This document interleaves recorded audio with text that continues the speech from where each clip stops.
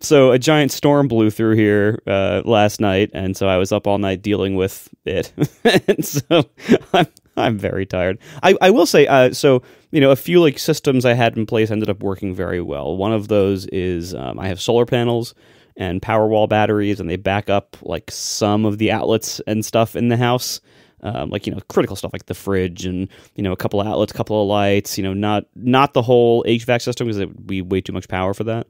But it worked perfectly. Like we had a huge power outage for, not huge by, disaster standards. It was like a 4-hour power outage and it worked perfectly fine.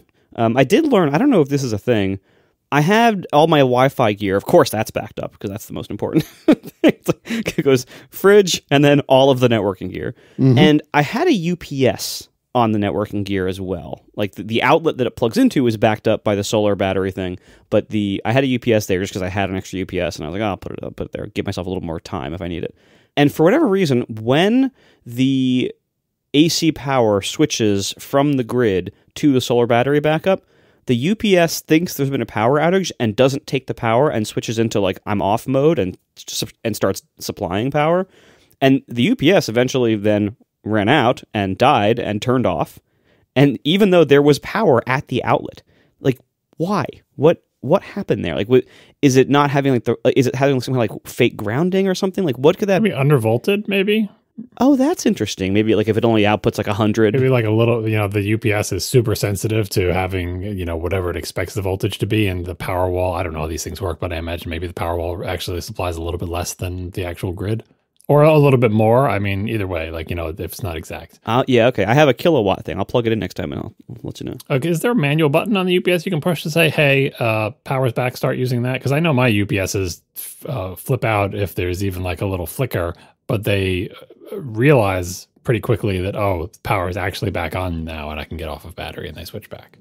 We're fortunate that we don't actually have extremely frequent power outages, so I'm not really a power user, no pun intended, of my UPSs. Like, I hardly ever need to do anything with them, so if there's any kind of like weird options or buttons or gestures or things I could press to fix it, I probably don't know about it.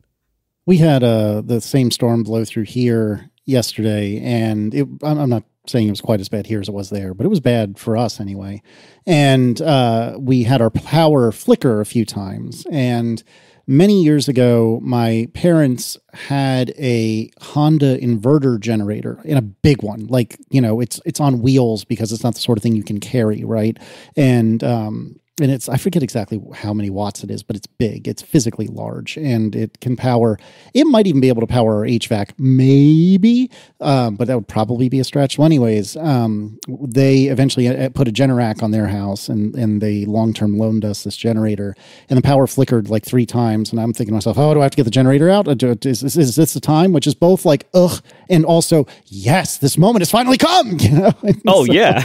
This is like every dad really wants to use the gear that we have. Like, this is just a thing. Like, we have all this gear. We kind of want an occasional need to use it. Like, right. I don't want to live somewhere with super unreliable power, but like, it is nice to have like one blackout a year where it's like, yes, I get to use all my cool stuff. It's such a pain to get it hooked up and whatnot. And like, we have a bespoke generator hookup right by the fuse box. We have a generator interlock in the fuse box, as you are supposed to do, and blah, blah, blah. But it's just a pain in the tuchus. And so I was mostly happy that we didn't have to deal with it. And the one time I have used it in the several years that it's lived here, the one time I have used it, I forget what the situation was. We lost power for like an hour.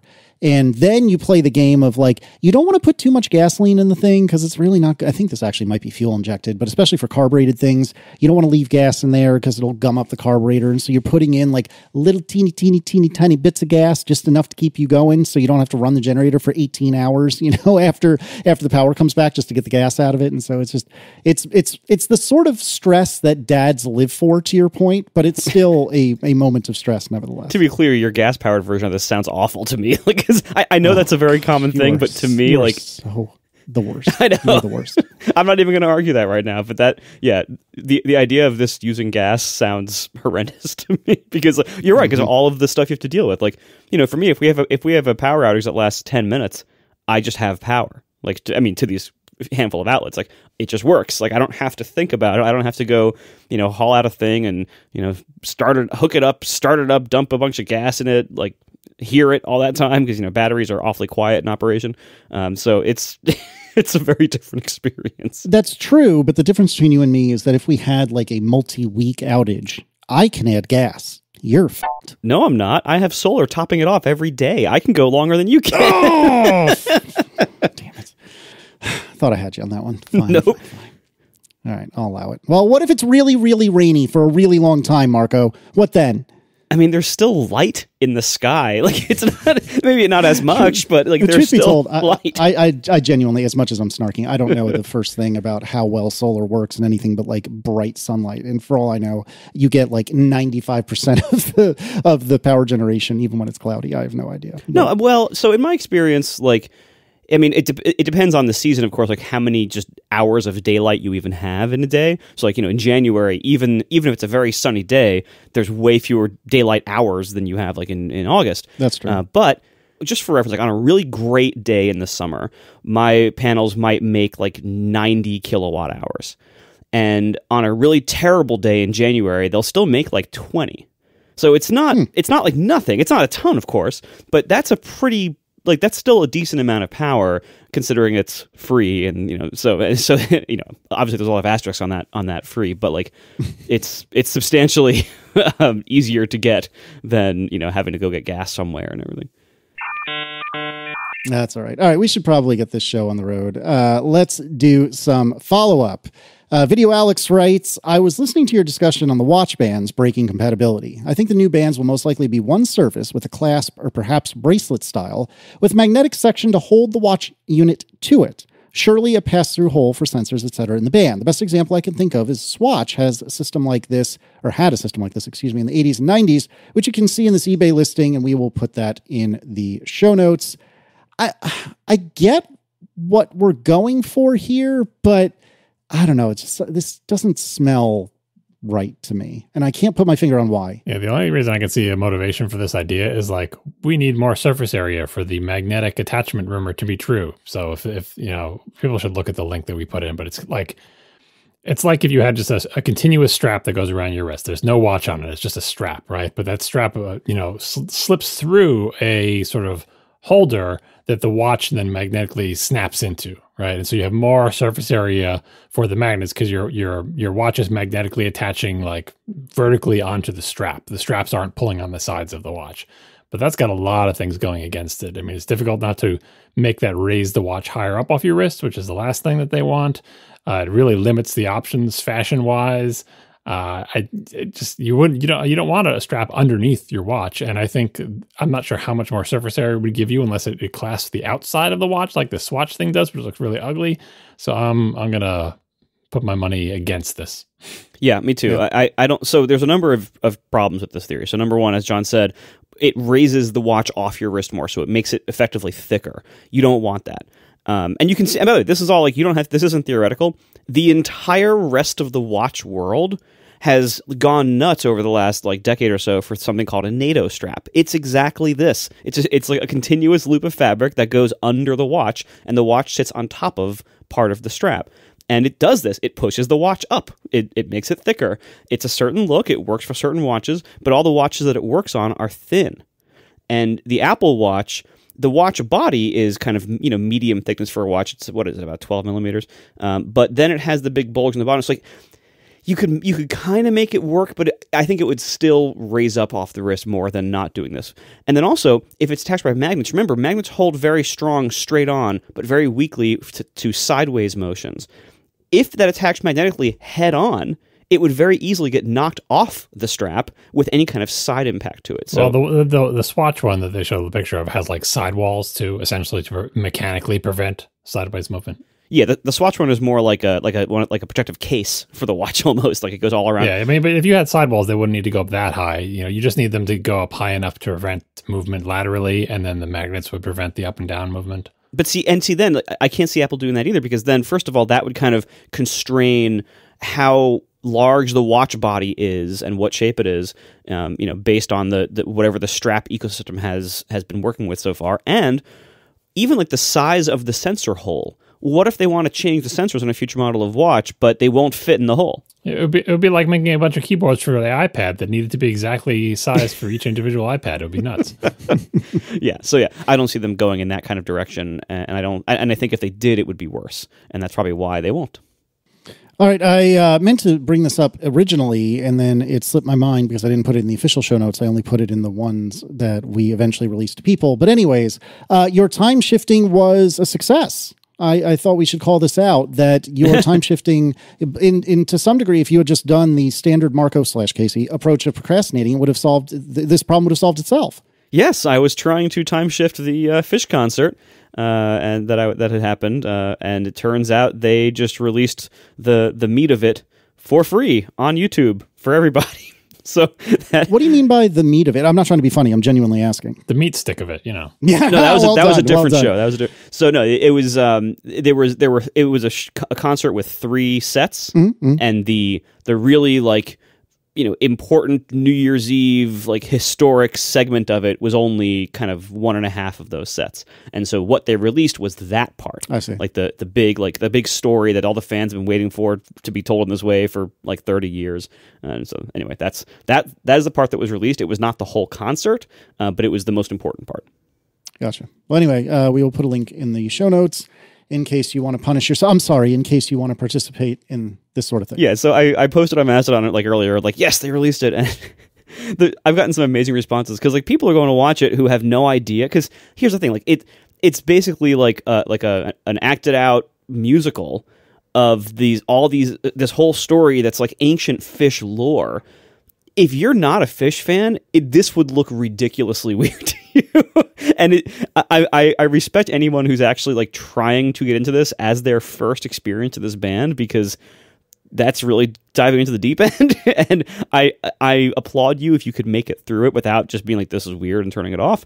This is not a great introduction to the band as a result, but it is an adventurous one. So if that's what you're looking for, go for it. But it's going to be very strange to people who are not already like dedicated Phish fans. Indeed. OLED iPad Pros could start from $1,500, rising to as much as $2,000 plus. This is according to Mac Rumors.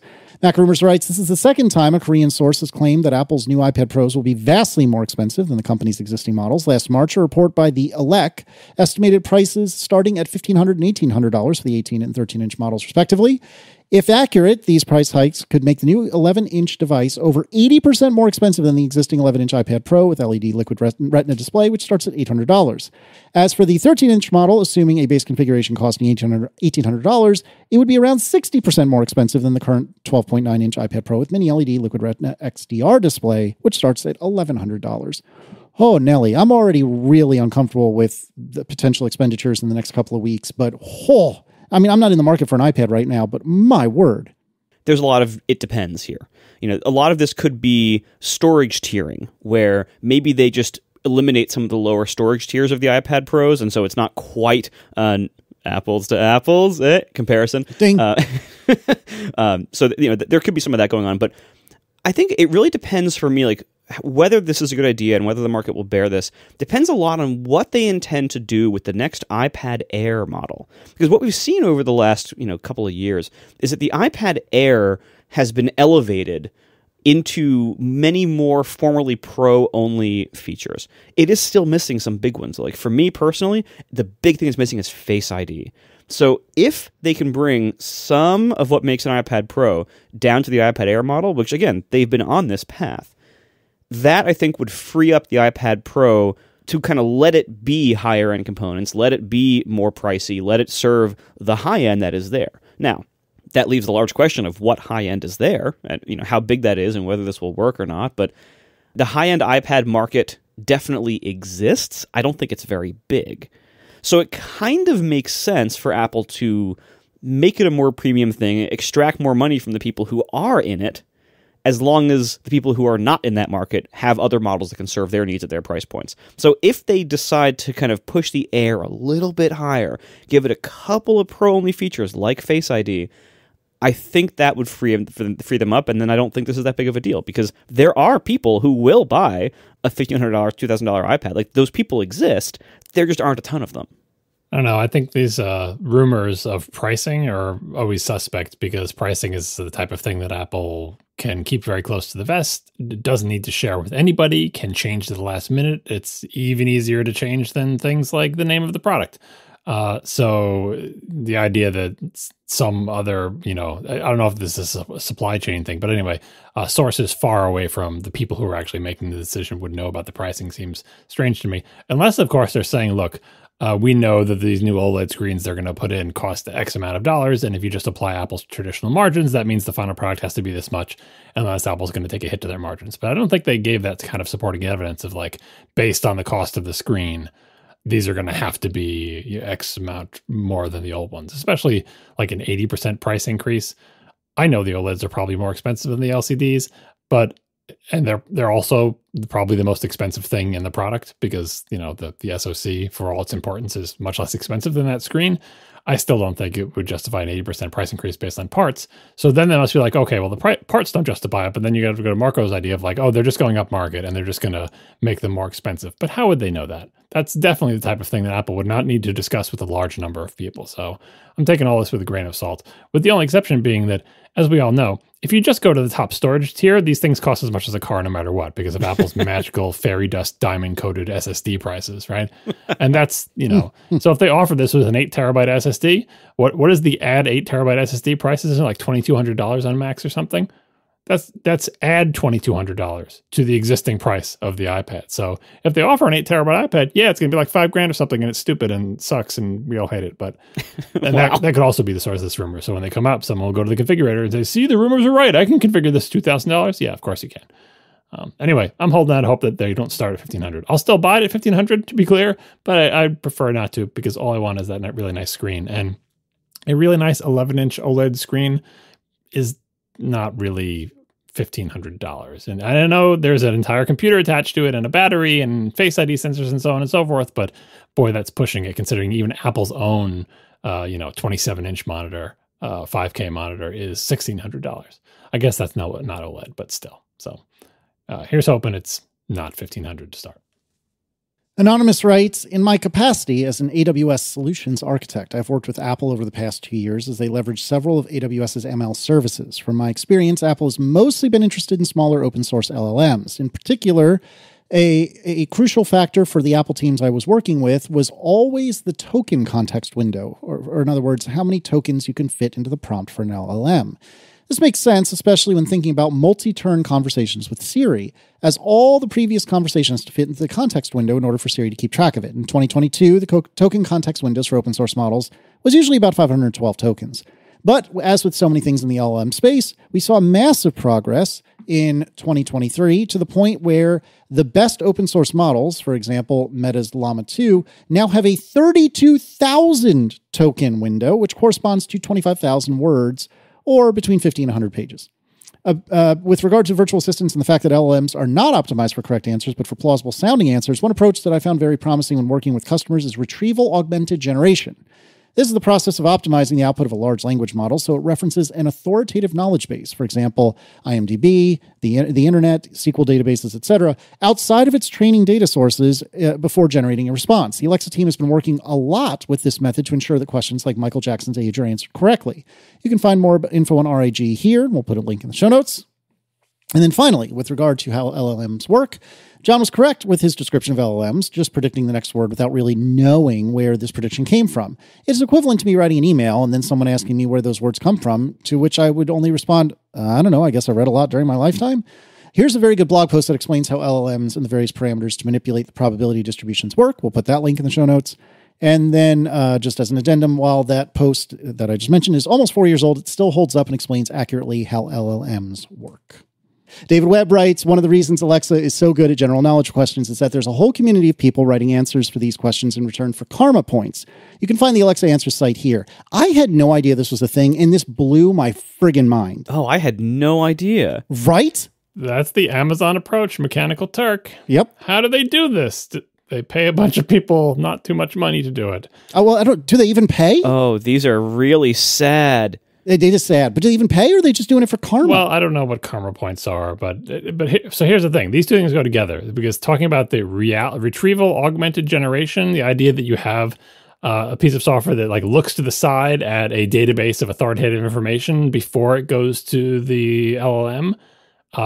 It's like, wow, that's a clever, we've talked about this before, like some way to either constrain or provide additional data that is more authoritative than just guess based on your giant soup of knowledge. But then the other route is, no, don't do that, just pay people.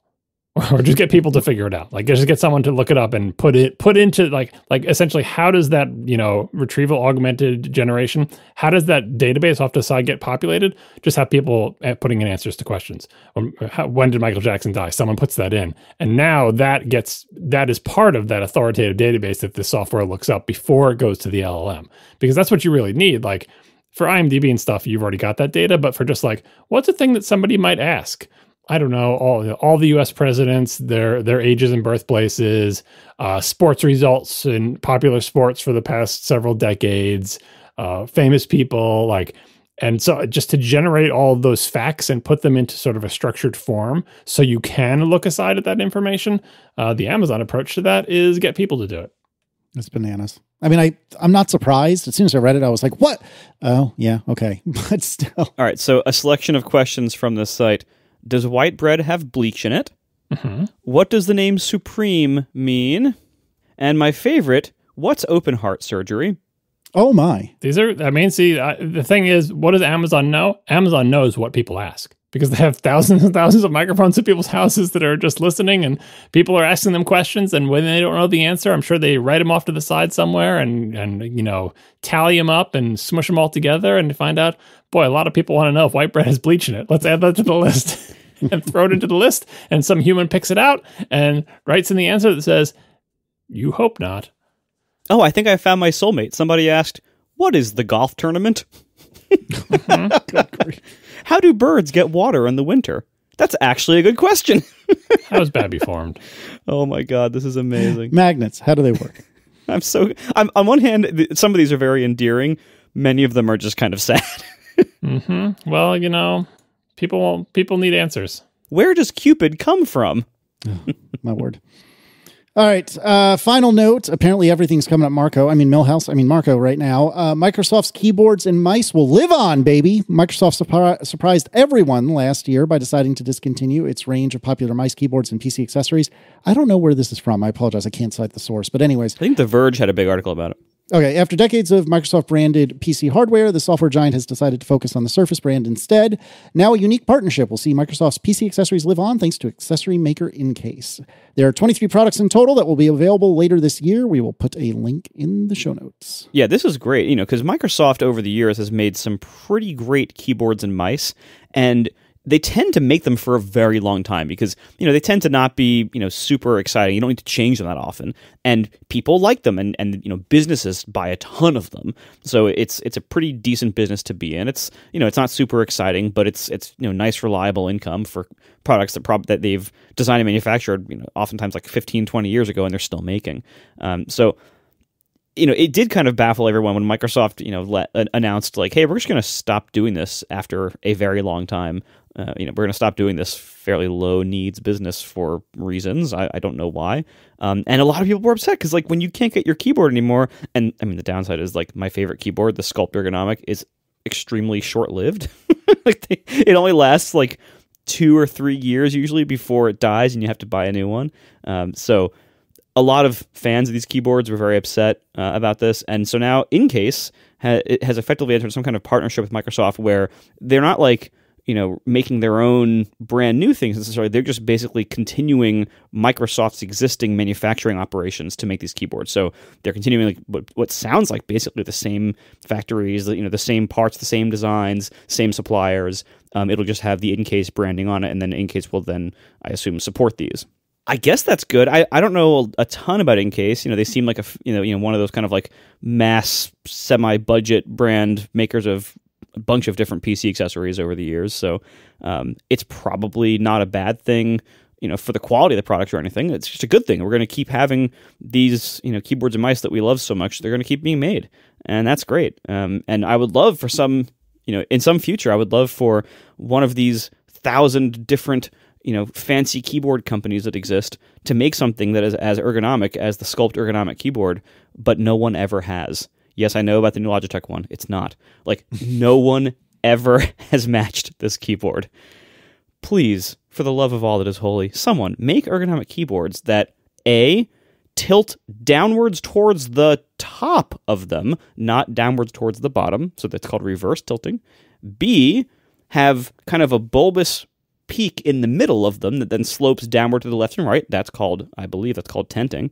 And C, does not have the giant extended numpad on the right side. That way you have to keep your mouse like all the way in New Jersey off to the right side, and it forces your arm to bend out more. Ergonomic keyboards are very simple to make if you follow those 3 guidelines. No one does it. I don't know why. But anyway, until anyone else does, we can now buy the Microsoft ones again we can soon, rather, buy the Microsoft ones again through Incase. Did you look at that article? They list the products that Incase will be making. I think it's like 23 individual products. Guess what's not on that list? Oh, no. What? My mouse. Oh, no! Oh. Well, that's a different kind of oh, no. I thought it was a Marco oh, no. It turns out it's a John oh, no. Oh, no, I checked. Yeah, I was so disappointed. When I first saw the story, I'm like, oh, my mouse is there. I'm fine, but it's not. It's the Bluetooth ergonomic mouse, which I think does not support wired connection, which is how I use mine. So it's the same shape as mine, but then I couldn't use it plugged in, and I haven't had good luck with the various wireless things here. So I don't know what I'm going to do. Maybe, I mean, they make the Bluetooth ergonomic mouse. Why don't they also make the Microsoft Precision mouse, which is just the Bluetooth ergonomic mouse, but with a wired connection? Or maybe what they're calling the Bluetooth ergonomic mouse will also have the wired connection. We'll see. I can't tell from the picture, but it's not looking great for my mouse preferences. And my mouse, kind of like Marco's keyboard, as we noted, aside from all the problems I have with it, the rubber thing on the side wears out. It gets like a soft, gross spot on it, so it has a lifetime ticking down on it as well. Sound like great products. I mean, to be fair, like, I don't think that's that unreasonable for keyboards and mice, which are these like very high moving parts, high motion, high usage kind of product. It's unreasonable for I don't know to speak to your keyboard, but I think it's unreasonable for a mouse because I think I had my original mouse for maybe it was like 1 or 2 years, maybe it was less than a year. But like, we have materials for mice that can withstand holding it and using it. I used mice for years and years and years, and if you just make the whole mouse out of that plastic, you're fine. Or if you make it out of a rubber that survives, like Logitech rubber, I've never worn through the rubber on a Logitech mouse. I'm sure it varies depending on your skin chemistry and which particular mouse you have, but like, I'm not doing anything really weird to my mouse. It should last way longer than these last, like way, way, way, way, way longer. Like, and I feel the same way about your keyboard. I use an Apple Extended 2 keyboard for like, 10, 12 years, and it was fine despite the, broken off F5 key. And that was the fault of a pocket knife, not the keyboard. I think your standards are too low for peripherals. How's your, what do you call it? The Apple mouse. Is there anything wearing off on that one? I mean, very slowly, the big long strips of plastic that kind of serve as like anti-skid things, they very slowly develop scratches over time, but otherwise, no. And you can replace the little Teflon feet. Like, you can just take those out and put new ones in there. That's on most good mice. But yeah, again, the only reason I'm using the Microsoft one is, one, the scroll wheel feels really good. And it feels the way I want it to feel. The people have different preferences in their scroll wheels, but I like the way this one feels. And two, the shape of this mouse is as close as I could get to the shape that I prefer. See, scroll wheels are like transmissions. You know what's better than a manual transmission? No transmission. You know what's better than a great scroll wheel? No scroll wheel. I kind of like scroll wheels. The Magic Mouse, man, it gets me every day. It's like, you try to use anything else, it's like, oh, I got to click this thing. Like, what year is this? See, the funny thing is, so I am a Magic trackpad user for the last several years. We've been over this before, but I was one of the last people that I knew to use a Magic Mouse. And the thing with the Magic Mouse that got me was not the scrolling and the inertial scrolling, which I agree with you, Marco. I'm not arguing, not a bit, but what got me on the Magic Mouse, which I guess you can do this with some of these like MX Master mice or whatever, but you can do the 2 fingers side to side, or maybe, no, I'm sorry, it was 2 fingers side to side, go forward and back. That's what it is on Safari. And 3 fingers side to side is what I was trying to say, to go through different virtual screens, which I think I'm the only one of the 3 of us that does that, but to go through different spaces. And so it's the lateral 2 and 3 finger things that really kept me on the Magic Mouse for years. And I don't remember what the impetus was for me to go to the trackpad. I think I just wanted to give it a shot and then ended up really liking it. But I've been all trackpad, I think, since my iMac Pro, if I'm not mistaken. It's been a fair bit of time now. There's certainly a lot more room on a trackpad to 3-finger swipe sideways. I mean, doing that on the surface of a mouse is tight. Or maybe I'm sorry, maybe it's wrong. Maybe it's one finger left and right. I forget. It's been so long since I've used a Magic Mouse. I have one. I just haven't used it. In fact, I think I have my iPad Pro's one, but I've used them so rarely. But whatever this situation was, it was like 1 or 2 fingers to go back and forward in Safari. I wanted to say it was 2 and then like 3 to do spaces, if memory serves. But again, I might have that wrong. And if it's wrong, it doesn't matter. But you get if my Mac Pro came with a Magic Mouse, it's still in the box. I think it must have come with one, right? I don't remember. Yeah, it came with a keyboard, and I'm using the keyboard. So yeah, the mouse has got to be in the box. Well, it could have come with a trackpad. I think you could have optioned one or the other. Or I would never have optioned the trackpad.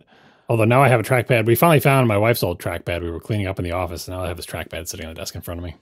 I'm so sorry that you have to be that close to a piece that's similar to a laptop. Yeah, I don't know what I'm going to do with it. They're hard to store because they're a little wedge shape. I'm like, maybe should I try to use it? Should I just put it on my desk? I don't know. It's just sitting there now. You try to store it in a stack, and everything slides off slowly. It's paired to the computer. Like I moved the cursor with it, and I'm like, okay, never mind. Do grasshoppers have tongues? Are we back on Alexa? This is like what is it? Yahoo Answers. What's the definition of watering? Yeah, the origin of how is Babby formed? What's the difference between couch and sofa? That's a good question. We are brought to you this episode by Trade Coffee. They're here to help you do more in 2024. You need Trade if you want to hit the ground running with your New Year's goals. Trade is a subscription service that sources the best coffee across the country and brings it right to your doorstep. Here's how this works. They built relationships with over 55 local roasters around the country, so you can enjoy wonderful craft coffee right in your home, and it's delivered fresh roasted. That is the best way to make great coffee at home, is to have fresh roasted beans, and Trade has you covered. They have this huge variety of roasters they work with, so you kind of give them an idea of what you like, and of course you can give feedback after the fact if they want to make any adjustments, but I found personally, I gave them very little guidance, and I love what they send me. They really figured me out quickly, and it's just wonderful quality coffee, and it's a huge variety of different roasters sending it to me, and different roasts, and different origins, and everything else, so I'm a huge fan of it, because it really kind of keeps me on my toes. It kind of, get something new and exciting in my house every couple of weeks, and it's great. If you need to, change your subscription at any time, pause it, or change delivery dates, or change volumes, you can do that. It's all super easy with Trade. So it's just a great service for getting fresh roasted beans delivered to your home. So jumpstart this year by signing up for a Trade subscription. Right now, Trade is offering a free bag of coffee with select subscription plans when you visit drinktrade.com/ATP. That's drinktrade.com/ATP for a free bag with select subscription plans. Once again, drinktrade.com/ATP. Thank you so much to Trade Coffee for sponsoring our show. Apple announced that the Vision Pro is going to launch on February 2, and you'll be able to order it on Friday the 19th. Apple, I'm very surprised, is continuing to be kind to the East Coasters with an 8 a.m. Introduction time, which I am here for. I am very appreciative of that, whether or not I end up ordering one. Basically, it will be available at all United States Apple Store locations, and it will also be available online. It's unclear to me, and I don't think it has been made clear, whether or not you must pick up at a store, which was a rumor that we heard for a while. You can get lenses for it. You can get reader-style optical inserts for $100. I presume that's $100 for a pair. I actually don't know. Yeah. Yeah, it's interesting that they didn't say that, but it does say plural, so I'm going to say pair. Yeah, reading glasses lenses are very cheap. Or in Apple land, they're $100. Yes, right, exactly. Everywhere else it's like $5. Apple, yeah, you can buy them at the drugstore for $2 or from Apple for $100. But right. And then if you need full-on prescription lenses or optical inserts, that's $150. Again, the assumption is for a pair, but that isn't absolutely stated, so we're not sure. And that is actually quote-unquote inexpensive as compared to the ridiculous system we have in the U.S. for actual prescription lenses that you buy. Some people were discussing this online about the pricing for the prescription lenses in particular were thinking, if you were to buy glasses, plain old glasses at a regular glasses store in the US, and you had prescription lenses and you got those lenses for $150, they're going to be the cheapest lenses the place has to sell to you. So they're not going to be the super fancy high index, plastic where they'll make the lenses thinner or whatever. Probably less of an issue because it's inside a headset and no one's looking at them anyway. But I do wonder what material these are made out of and what the index is. High index is like, how much does this bend the light for the thickness, right? And so if you have really bad vision like I do, to get something that is my correct prescription and it's not high index plastic, the glasses are incredibly thick. You talk about Coke bottle glasses, but it's such another one of those things that makes sense to older people, maybe not younger people. Coca-Cola used to come in glass bottles, and if you cracked off the bottom of the glass bottle, the glass in the bottom was thicker. And if you had really thick glasses, people would say you had Coke bottle glasses because they look like really, really thick glass stuck on them. I got them once. One time when I was a kid, my parents got me non-high index plastic glasses. They were so thick. They were like a centimeter thick. It was ridiculous looking, just huge, massive. Every time you see like glasses frames in the store or like a model wearing glasses, they're always wearing them with these lenses that are like wafer thin, right? But when you have actual bad vision and you don't use high index plastic, the lenses become thicker than the glasses frame very quickly, like 5 times thicker, not just a little bit thicker. So it's no longer like, oh, look at this person wearing these glasses with probably no lenses in them at all. They look fashionable. They don't look fashionable when a centimeter thick piece of plastic is in the middle of each one of them. Anyway, I'm interesting to see what kind of material these $150 prescription lenses are made out of. And again, maybe it makes no difference inside the headset, but I have to think thickness might be some factor because some people are using this headset with no lenses. There's people who are blessed with very good vision. And that means the screens, like these lenses are an additional thickness between you and the screen. And I don't know if if you have very long eyelashes, are they going to brush against the prescription lenses because they're so close to the screen? And maybe you two can answer these questions, but you can't talk about it. But we'll find out in a little bit. Anyway, I'm mostly happy with these prices because look, even if it's per eye $150, it's still less than I was fearing they would be. So I guess that's good. I wonder too. I mean, first of all, like, the prescription lens industry is famously like very inflated. But I wonder too, like there's so many things that like, reasons that you would get higher end prescription lenses that wouldn't really matter inside the Vision Pro. You mentioned thickness, like, I would assume a lot of the reason why thin lenses are in fashion is, first of all, because they look better, like fashionably wise. Second of all, because they're lighter weight. In here, neither of those things is substantially significant, and also, all the different coatings you can get, like the anti-glare coating, anti-scratch, like all these different coatings they try to upsell you on with prescription lenses. None of those are really in play here. Like that, they wouldn't really matter here or be necessary. So maybe the combination of all those factors means that it really is not that expensive to give you prescription lenses. Well, so the two things that I think are still factors, like I said, is distance. How much space is there for a really, really thick lens, right? And the second thing is like sort of the sidewall dimension. Like the thicker the glasses, the bigger the sidewall. And the sidewalls are not really participating optically, except insofar as light may enter the lens and bounce off the sidewall and come back to you, and you don't want that light, like especially since the sides of lenses are often not like the lenses themselves are clear and polished and everything, but the sidewalls are kind of like smoky, you know what I mean? Like that, I know from experience, having worn those glasses that were way too thick, that were the not high index plastic, those thick smoky sidewalls often were sort of in my peripheral vision, and I felt like light would like light them up like it would light up frosted glass, and that you probably don't want even inside a headset. So we'll see. All right, so the Vision Pro comes with a solo knit band, which I think is the big, thick thing that they pictured most often that goes around the back of your head. Yeah, it's like a catcher's mitt on the back of your head. Exactly. I think it was the only thing in the original, like the launch video and all of the launch artwork for the headset, with the exception of maybe one image. It was that one big single strap that goes behind your head and gets really wide when it goes in the back of your head. Mm-hmm. Then it also has a dual loop band, which Apple says gives users 2 options for the fit that works best for them, or I guess between the 2 bands. Is that the Hermes version that goes around your head twice? Right? It's one above your head and one behind your head, right? And then there's... that's what the 2 options they're talking about are. One is the solo... Right. I have these names. One is the single strap band, and one is the one with 2 straps, right? Yeah. Right. And then it also includes a light seal, 2 light seal cushions. I guess, what are the differences between them there? So the light seal is the big thick part, and the cushion is the part that's actually pressing against your face? Yes, and I can tell you probably why, as the father of a child who has used a VR headset a lot, very heavily, the part that squishes against your face gets really gross and stinky. Cool. So it's good to be able to replace those easily. I wonder if they're machine washable. Yeah, goodness, who knows?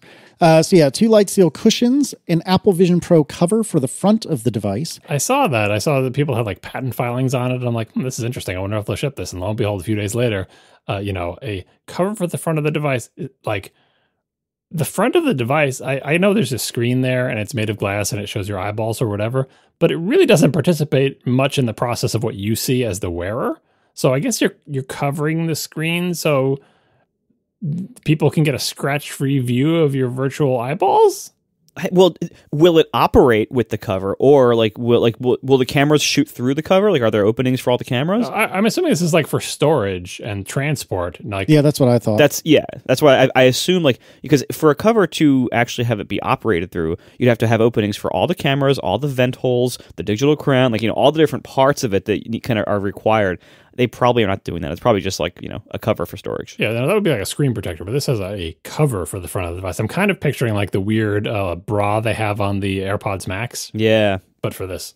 Yeah, because that went so well. Mm-hmm, yeah. Well, similar, because like, again, if I'm going to transport this, something that merely covers the screen on the front is not doing the job of making this transportable. The whole rest of this ungainly thing is still out there flopping around, right? Yeah. And that's part of, that's one of the big, I think, restrictions and challenges on this whole design they've gone with, of having the outside be a screen. Like, again, look at every other VR headset. The outside is just a flat piece of plastic with some sensors on it. And Apple's like, no, this is going to be a single giant piece of glass that'll show some creepy version of your eyes through it. And, it's a bunch of trade-offs for sure. And one of the trade-offs is, it's more expensive and bigger and much heavier and everything else. Another one of the trade-offs is that it becomes much harder to transport. All right, and then you get a free, for the low cost of $3,500+, polishing cloth, which is very exciting. You get a battery, which is compulsory to use the device, a USB-C charge cable, and a USB-C power adapter. So that is what's in the box, which, to be honest, is not an insignificant amount of stuff. That is a fair bit of stuff. Yeah, I saw some rumors and discussion based on patent filings or whatever of other possible strap options, including, so the straps that they show in their PR photos have that little, little pod that has the speakers in it that fires the sound down into your ears. But of course, if you've decided that you're going to use your AirPods or something with it rather than using those speakers, you don't need those pods anymore. So, and like we saw when this thing launched, these straps are actually made up of 2 portions. One is kind of a stiff portion that connects to the headset, and 2 is the loose sort of strappy thing that goes around your head, that you could replace the stiff portions with ones that don't have the speaker pods in them for a sleeker, lighter weight thing. But it seems like that's not a thing that they're shipping, was just something they considered during the design. But yeah, overall, this is actually pretty well accessorized, it seems, right in the box. And this is just one of the wonderful things of it being a brand new product line. Like originally the iPod came with the dock and the cable, all this other stuff, right? And then as the iPod line went on, it became cheaper and cheaper, and there was a lot less stuff in the box and more stuff you had to buy separately. Same with the iPhone. The iPhone used to come with more stuff in the box than it does now. Like a charger, at least this comes with something you can charge it with. I know, right? So at least right now we're still in the really early part of this, and so they're going to give us all the accessories. But I bet in 5 years, whatever Vision line products are out then, you're going to see a lot less of this stuff coming with them. I mean, the most glaring one are the straps, because it's like, okay, one of these straps is probably going to quote unquote win. You know what I mean? Like, I know people's heads are shaped differently and everything, but like them shipping both the straps is kind of like, we couldn't figure out one strap that worked the best for everybody. So here's 2, good luck. And obviously the one with the top strap should help a little bit with the weight, because it literally goes over the top of your head rather than having to pinch the thing against the front and back of your head to keep it from sliding downwards.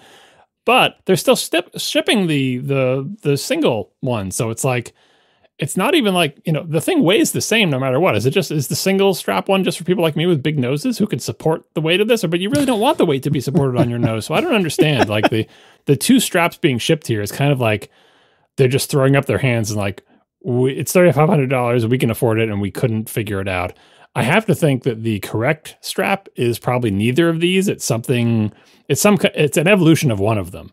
And I think having real people buy this thing and use it and, complain about it. People with different hairstyles and different size and shape heads and different tolerance for pinching in different places and different size skulls. Because again, this, you can get a different face shield for this, but it doesn't come in different widths. It doesn't even come in 2 different sizes like the Apple Watch. It is the size it is, and they do the best they can to make it conform to your face. But if you have a really, really wide head or really, really narrow head, there's only so much you can do, and it's ditto with the straps. So this is definitely sort of an experimental kind of like, let's see what sticks. Here's 2 straps. Good luck.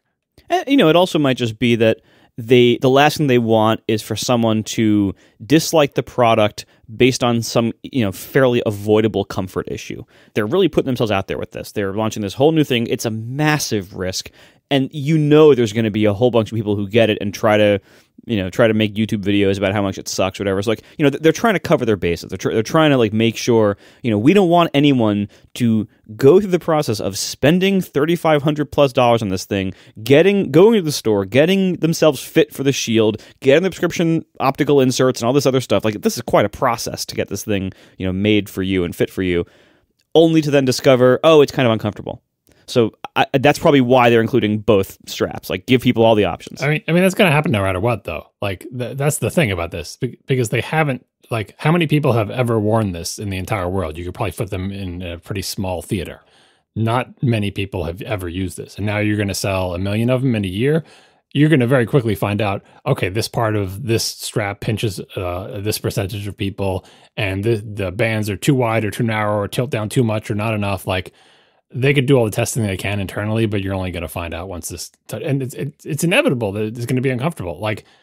I know from wearing glasses. Glasses frames can be uncomfortable. That's one of the main things that I use to choose my glasses frames, and also one of the reasons I'm wearing glasses frames that are older than my children, is because I find a lot of glasses frames uncomfortable. And yes, I know with glasses frames, you can bend them and put them into little hot beads and try to get them all lined up and do all these things. But the combination of durability and comfort and which frames work best on your face with your nose and your ears and all, everything else, it's a very personal thing. And it's extremely difficult to find something that works especially for things that get strapped to your head. Even, shopping for things like ski goggles, which are kind of similar to this.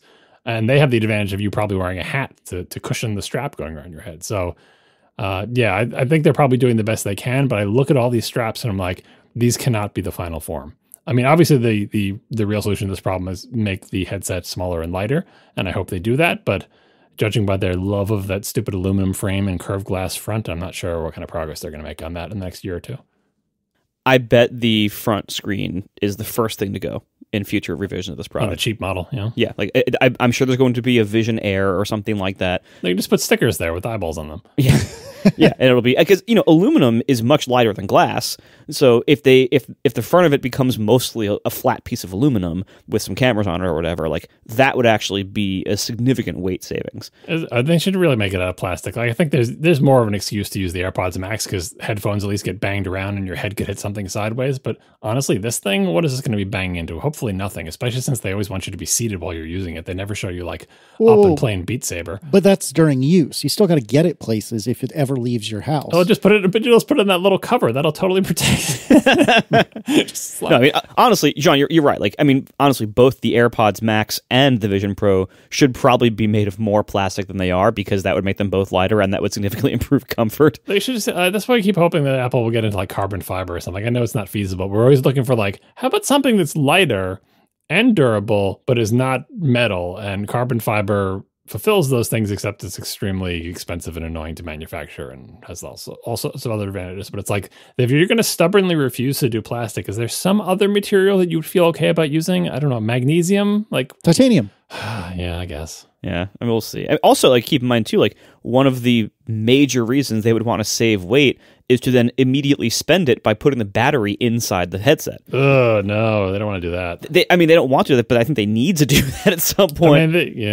So what the other people do is they put the battery on the behind your head to try to balance the weight in the front, but it's still weight. It's not great. Well, and even that, the Quest 2. Because now Adam got a Quest 3 for Christmas, so now I have some experience seeing both of them around the house. They all of those headsets have internal batteries to the front of the headset also, But they now offer like extended battery head straps that have more battery on the back of the head. I can see Apple doing something like that down the road, maybe. But I think step one is get the price down of this product, and then step two is get the battery inside of it. And so I think any advances they're going to have and any changes they make to eliminate weight or size should be spent then going towards those goals. Yeah, maybe I have to see what this battery is like in real life to see like what kind of weight are we talking about, because we know the battery doesn't last very long as it is. So, I think it should sell like we talked about the iPhone MagSafe backpack as the like a magnetically attached backpack strap. Imagine an actual backpack that a human could wear with two straps and had a huge battery in it, and you could be in your Vision Pro for 48 hours. Oh, someone will definitely sell that, I'm sure. Be very healthy. Talk about a stinky cushion. Yeah. Wow. Yeah. All right. So Apple also noted that the Vision Pro is designed with the environment in mind, with 100% recycled rare earth elements in all magnets and 100% recycled tin, soldering, and gold plating in multiple printed circuit boards. The frame and battery enclosure contain 100% recycled aluminum, and the light seal and solo knit band are each made with over 70% recycled yarn. The Vision Pro meets Apple's high standards for energy efficiency and is free of mercury, brominated, I hope I pronounced that right, flame retardants, PVC, and beryllium. The packaging is 100% fiber-based, bringing Apple closer to its goal of eliminating plastics in all packaging by 2025. Kudos to them. Yeah, pretty cool. Yeah, they've made a pretty good effort here. Like we talked about the watch as like the one product that was totally carbon neutral and everything. And it's like you can tell like there are some parts of it that they still couldn't do. Not everything is 100% recycled, but they're trying as hard as they can here to use recycled materials in all the places where they can, which is good. It's interesting that the solo knit band is 70% recycled, but the double loop band, no recycled stuff. Well, I'm sure some of it. Well, I would assume. I shouldn't say I'm sure. They would have listed it. Yeah, but if it was only like 10%, I don't think they would have listed it. I mean, it kind of makes me think that the original plan was, hey, this one strap is going to work for everybody. And they eventually learned late in the game, as in 2 years ago, I know we thought this was going to be the strap. Because if you look at these two straps, look at the one they show in all the PR things, the single one with the big catcher's mitt, and then look at the double strap. And the double strap is like, is that a prototype? Or is that the final? It doesn't have that Apple look, and it would make sense that they spend all this time making sure they can make what was going to be the one and only strap. Can we manufacture that with 70% recycled yarn, blah, blah, blah. And then, like I said, late in the game, as in a year or two ago, they said, we need another strap. This one doesn't work for enough people. Can we slap something together real fast? Fine, but we can't do the recycled stuff. Fine, just ship it. Fun. All right. So we also got some more Vision Pro info. The Vision Pro, this is from Bloomberg, will be equipped with 16 gigs of RAM, the same amount of memory that was included in the Vision Pro development kits distributed by Apple last year. Wish I could have gotten one of those. Gurman says that YouTubers and members of the media selected for reviews will meet with Apple on January 16th for a hands-on experience, with a follow-up meeting to take place on the 23rd to go over the device's features a second time. Reviews are set to be published at the end of January. I will be the canary in the coal mine and say, I did not get invited to this. So. I also did not get invited to this. Yep. So John, you're going to go? No, but the interesting thing about this is that, and they've done this with Vision Pro already. So like Gruber, for example, like saw it when it was launched. And then they also called him back to have him like look at his, photos in the spatial video thing and stuff. Like a bunch of people have done that, right? The whole idea of like, we're going to have media see this before everyone else, fine, that's normal. But having them come back twice, I think, is especially for this product, because they're going to, meet with them on the 16th and give them a hands-on experience. And I'm assuming they're going to send them home with devices, and then they'll come back on the 23rd. And I think coming back on the 23rd is where they're going to hear from the people who said, I tried to use this, but it's hurting my head here, and this is fogging up, and blah, blah, blah. And I think I got the wrong prescription, because that's the second for Apple to get like good reviews, essentially. That's a chance for them to address the concerns that are only going to come up when the people take these things home and try to actually use them for extended periods of time for real work. And that, I feel like that January 23rd thing is essentially the fitting, the final fitting. Okay, how'd this work for you? Did we give you the right face shield thing, or do you need a different one? Did that strap work for you? Which strap did you like better? Tell us more about why. Like all of that. That is really kind of doing everything they can so that 50% of the first wave of reviews isn't just it was a little uncomfortable because I don't think it fit me right, but oh well. The 23rd is a chance for Apple to fix that and say, okay, you did pick the wrong face shield. Try this one. Try the bigger one. Try the smaller one. I'm guessing the 16th is a preview because pre-orders open a few days after that, and they want people to talk about them so that people will pre-order it. And then I'm guessing no one gets review hardware until the 23rd. Maybe. I mean, if what I said is not what they're doing, it's what they should be doing. Well, they should be inviting us. Right. Well, no, but honestly, I think having a second round where you hear people's complaints is so much more important. Like, you're not gonna, if they have complaints about like software or bugs, you can't fix that, right? But if it's about complaints about fit, it's like, you can fix that. We have different face shields. I can, give you suggestions on the strap. Tell me what problems you were having. Maybe we had them too. We can help you with them. It's not like when people get an early thing and there's a bunch of bugs in it. They, what are the marketing people going to do? They're like, well, we can't fix that software before this launches. So just, oh well. All right, and then Apple released an ad for the Vision Pro, which they call Get Ready, and the general gist, it's only 30 seconds, and if I were to paint you a word picture, it's basically a bunch of movie characters either putting on helmets or face masks or things over their eyes, and I had forgotten about this, but a lot of people pointed out that this is very much in the vein of the Hello iPhone ad, which was a bunch of people answering the phone from movies and saying, hello, how can I help you? What's up? Et cetera, et cetera. And very, very spiritually similar between the two. I thought it was a good ad. I mean, it's not making me run up and, get ready to order a Vision Pro immediately, but it was a good ad. The thing I like about the original iPhone ad is the only people who remember that ad were people who are paying attention to the iPhone when it was launched, because that was the launch ad for the original iPhone. And that means it was just a bunch of Apple nerds, because everyone else is like, oh, Apple's coming out with a phone, whatever. But people weren't that interested in the iPhone any more than they're interested in the Mac or anything else at that stage. And I guess the iPod was out there. Disagree. That's not how I remember it at all. No, I know there was lots of hype around the iPhone, but look at how well it sold in the first year. And it's not because they couldn't make enough of them. People were not that jazzed to get an iPhone. It's like, that's an Apple thing. I like my iPod, but I also like my current cell phone, and it'll be fine or whatever. I strongly disagree. Either. Yeah, I don't remember it that way. Well, Casey didn't even remember the ad, and he is an Apple nerd. I think if you ask the average person on the street, do you remember the original iPhone ad? And then ask the same question of do you remember the original Mac ad? You're going to get very different answers. That's not a fair comparison at all. Why not?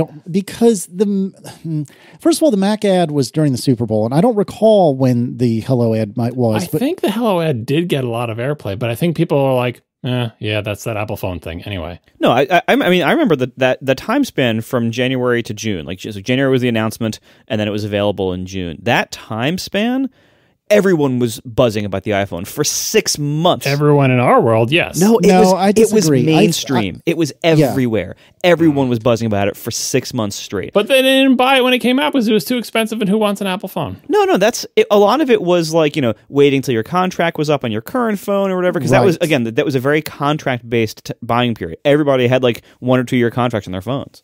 And also, AT&T sucked at the time, and in America anyway, you had to have it on AT&T, and I remember that was not going to happen for years. And then eventually, both for my own purposes, I didn't want to do that. And then eventually I decided I lusted after and wanted the iPhone so badly that I'd be willing to try AT&T. And then I had to sell Aaron on it because we were on a joint plan. Why'd you have to sell her on it? Everybody loves the iPhone. The level of hype it had and buzz around mainstream audiences was way bigger than what the Vision Pro has now. Oh, I agree. I think they're both similar. I think you're misremembering the iPhone because the iPhone is now the iPhone. But back then it was like Apple's trying to do a phone and people aren't sure how well it's going to do. But anyway, it's coming out. Nerds are excited about it, and it's interesting, but it's also just kind of a curiosity and off in the corner because the real cell phone market is Nokia or whatever. No, it took so long to turn people. Just look at the sales figures. Look at the sales chart for the iPhone. No, but you're misconstruing two different things. The iPhone was crippled when it was new, which at first sounds like I'm agreeing with you. But so is the Vision Pro. It's $3,500. You can tons of things you can't do with it. It's like it'll run iPad apps. No, a lot of people are saying with the Vision Pro, I don't even see why I would want that. Whereas the original iPhone, it was like, okay, next time I get a new renewal on my contract / when it comes to my carrier, I'm jumping on that. Bingo. I think you have to look at the sales number and see that's not the way it played out. I think you're misremembering history and thinking the iPhone was always a hit that everybody wanted, and it wasn't. It took a while to convince people. It was mostly a curiosity that had lots of hype, and I think that's exactly like the Vision Pro. It's a curiosity that has lots of hype. Will the Vision Pro prove itself like the iPhone? We'll see. I think we are all perhaps misremembering, because I could not disagree more with your characterization of what it was like in 2007-ish. Like, and especially even if I were to take your incorrect memory as fact, I would say that the moment anyone put their hands on a smartphone, immediately it clicked. Because I remember, but they hadn't when the ad aired. That's my whole point. There's skepticism about the iPhone. Well, but again, I mean, yes, I think there was a degree of skepticism, probably more than I'm giving it credit for, but certainly a lot less than I think you are remembering. I don't think people were near as skeptical as you seem to believe they were. But even on top of that, I think I agree with Marco that it was more about, wow, that sounds cool, but A, I've got another year and a half left on this phone. B, it is very expensive. And C, there's no friggin' way I'm getting on Singular or AT&T or what have you, because they suck. And I mean, I cannot overstate at the time. Now it's very different. In fact, I would say even a few years into the iPhone, it was very different. But at the time, Singular was and AT&T both were terrible. Yes. God, were they terrible. That's the reason people weren't as interested. Once they heard it was AT&T only or Singular only or whatever, and it's just like, oh, it's a curiosity, whatever. It wasn't. Everyone in the Apple world was insanely hyped about it. Anyone who had touched it loved it. Tech nerds were totally into it. But they heard, look at the sales. Look, two years later, people's contracts are up. It's 2009.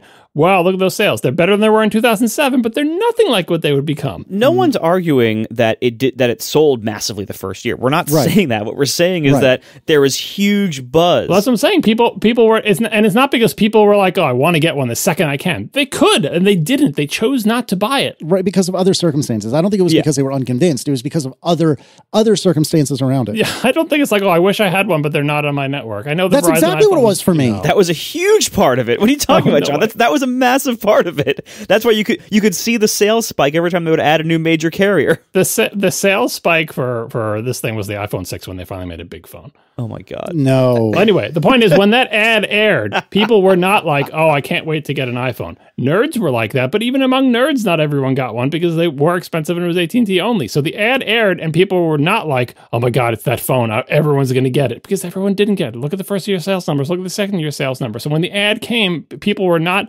dying to get it. And unlike the original Mac ad, they weren't intrigued by a mysterious thing they didn't know anything about because they'd already seen the introduction. I still think you're 100% wrong, but the Vision Pro does not have anywhere near the level of mainstream interest and hype as the iPhone did. Concur. I think it's going to be a much slower launch, and that's, given like manufacturing and supply realities, that's probably fine. I saw a few people on Mastodon over the last couple days refer to it almost like launching a dev kit as a product. That's actually a pretty good analogy, because what we're going to see over the next year with the Vision Pro is basically very low sales numbers. It's a budding market. The initial buyers are going to be largely early gadget adopters at the high end of the market, and then developers and people who are getting it for some kind of testing or development role. And we're going to see the app and content market probably very slowly grow over time. So it really is kind of like a tech preview that they're selling. It's so early still, and the mainstream consumers, I think, are going to have relatively little interest in jumping on this yet. The price obviously is a massive thing holding it back. All the different physical limitations and awkwardnesses of it, I think, are going to keep it small for a while. But it doesn't need more than that right now, just because they can't make more of them anyway. So it's going to be a huge hit. It's going to sell out. It's going to be back ordered. I'm going to try to order one on day one. I think it's going to be very difficult to actually get early delivery on it. I'm sure it's going to be one of those things where you refresh the Apple Store app over and over again until the time comes around, and then all of a sudden it's 12 weeks out, 18 weeks out, 24 weeks out. It's going to be that kind of thing. But there is no comparison to the level of consumer excitement for the Vision Pro compared to the iPhone. I think it's a pretty good comparison. But anyway, my point. Oh my word! My whole point. Can everyone tell him how wrong he is, please? Please write him right now and tell him how wrong he is. You don't ask for people to write in because you're not going to like what they say. Anyway. Shots fired. Because people remember. So do we. People who are not in the Apple tech nerd sphere remember Apple people being excited about the phone, but them going, yeah, whatever. I'll check it out later. Anyway, my point is, when people see this ad, they're not going to remember the hello ad, just like you didn't, Casey, and you were kind of into Apple stuff at that point, right? They're not going to remember the ad that's echoing. I did. It seems ridiculous to me that anyone who was in the Apple world would not remember it, but experience has shown that talking to people, that lots of people didn't remember it, right? So they're not going to remember the hello ad. When someone sees this ad on TV, they're going to be like, what is this? What they're going to say to themselves is, oh yeah, that's that Apple headset thing I heard about. And then they're going to forget about it. And then in, 15 years, when we say, hey, do you remember the launch ad for Apple Vision Pro? They're going to be like, no. Oh, it was just like the launch ad for the iPhone. And you're like, the launch ad for the iPhone? The what? Nobody's going to remember these things because it's not a proven product yet. That's the whole point. People don't have it. People haven't used it. It's not a proven product. And so when you put out an ad like this, it's memorable to people like us because we're super hyped about it because we're super big Apple followers. But unless it is like a big artistic statement or a tease that everyone was curious about, like the 1984 ad, it's not going to stick in popular culture's mind. So that's why I think this ad is a good match with the iPhone ad, to basically be a copy of the same ad, but saying instead of people in movies picking up phones, it'll be people in movies putting things over their eyeballs. All I'm saying is kudos to Apple because I think you appropriately calibrated this ad to be a match for the iPhone. And of course, Apple's hope is, just like the iPhone, this is going to be a huge hit, and we'll see about that. But that the parallels are obvious to me, both in the ads and in my expected reception of the device.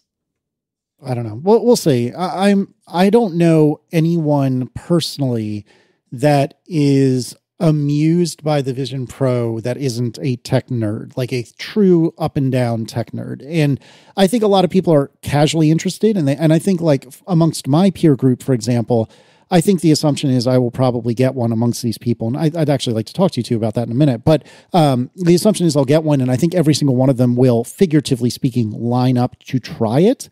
But I don't think that any of them are even for a fleeting moment considering buying one. I think they are at most like, oh, I wonder what that's like to use. No, it's way more expensive than the iPhone was, obviously. And talk about the dev kit aspects of it. All VR headsets, all things that you strap to your head that put screens in front of your eyeballs, they all look like and essentially behave like, not dev kits, but like things that are tech nerdy in a way that is beyond what a normal person expects to endure. Right? I mean, it was used in jokes for movies for ages. Oh, you put these big headset on with screens in front of your eyeballs. And yes, people do VR gaming, but even that is kind of nerdy. Anything this big, a big ski goggly screen thing that goes in your eyeballs, has not penetrated to the point where, like AirPods, they start off weird and then very quickly, oh, everyone just wears AirPods. It's fine. Again, Apple hopes that's what will happen with this, but at $3,500, it's not going to happen, right? But right now, this entire product category is a weird thing that tech people do. It has not graduated to a thing that everybody does or a thing that normal people do. And, I'm not sure this is the product that's going to put it over that line, but certainly at the point now when it hasn't even launched, everyone is just looking askance at this entire product category of like, remind me again why I'd want to strap that to my face, because they haven't tried it. So Apple hasn't had a chance to prove to them why they'd want to. And then the people who do use them are like, okay, well, can I play my favorite VR game on it? No? All right, well, I'll just stick to my Meta whatever. Yeah. I'm very surprised that they didn't do some sort of keynote to just remind us why we should be excited about this. And this ad, the Get Ready ad, I don't debate that it's a good ad, but it did not make me think, yes, I can't wait to do blank in my Vision Pro. Yeah, 'cause it's for people who are already anticipating it. Well, I wonder if they're kind of holding back a little bit on like how hard they push this to consumers yet, because they know it's kind of a tough sell to most consumers right now. Yeah, and it gives them breathing room to work out the issues. Maybe they still got the straps wrong. Maybe there's an issue with, again, condensation or breathability or something, like whatever the first year, like stories about the design screw-ups they did or whatever. Don't overhype it at this point. Like, under promise, over deliver. Have this be a year where you work out the kinks, figure out what works and what doesn't, figure out what people want to use it for, see what this deal is with the app ecosystem. Like, Apple has the breathing room to just spend this year doing that, which is why an ad that is aimed at people who already are anticipating this is good. It'll get those people excited. It'll have the echo of the other ad, but it's not it's not overhyping it to people who don't even know what it is. I think they will show this like during big football games where most people will not pay any attention to it. Or if they know anything, I'm like, oh yeah, I heard about that headset thing, whatever, anyway. But it's not like Apple Vision Pro will change the way you live your life, right? It's not saying that in that language to regular people. It's not making that promise at all. It doesn't even show the product, right? Or maybe the very end it does, I guess. But it's definitely kind of an ad for the people who are already sold. I think too, like the initial batch of reviews is probably going to be all over the place. They're not going to all be universally positive because we know, like gadget reviewers, tech people on YouTube, we know price is super important to those markets, and it's super important. And like anytime somebody releases something that's very expensive in a market, that's like the headlining theme of all the reviews. Well, it's nice, but it's really expensive. Like that's, and so we're going to keep hearing that. That's going to be most of the reviews early on is, okay, I tried it, it's cool, but it's really expensive. I mean, it's accurate. It is. and this is, so again, like, that's why I think they're going to actually try to kind of low play it because they don't want every consumer in the world to get the impression this is just some expensive thing they don't need. So again, like I think they're going to play it a little more slowly, give it time to develop its ecosystem, which is not going to happen in the next 3 weeks. Like just give it time to develop its ecosystem over a year, maybe more. Give it time for them to maybe get a version 2 out there that can maybe get a little bit lower in price.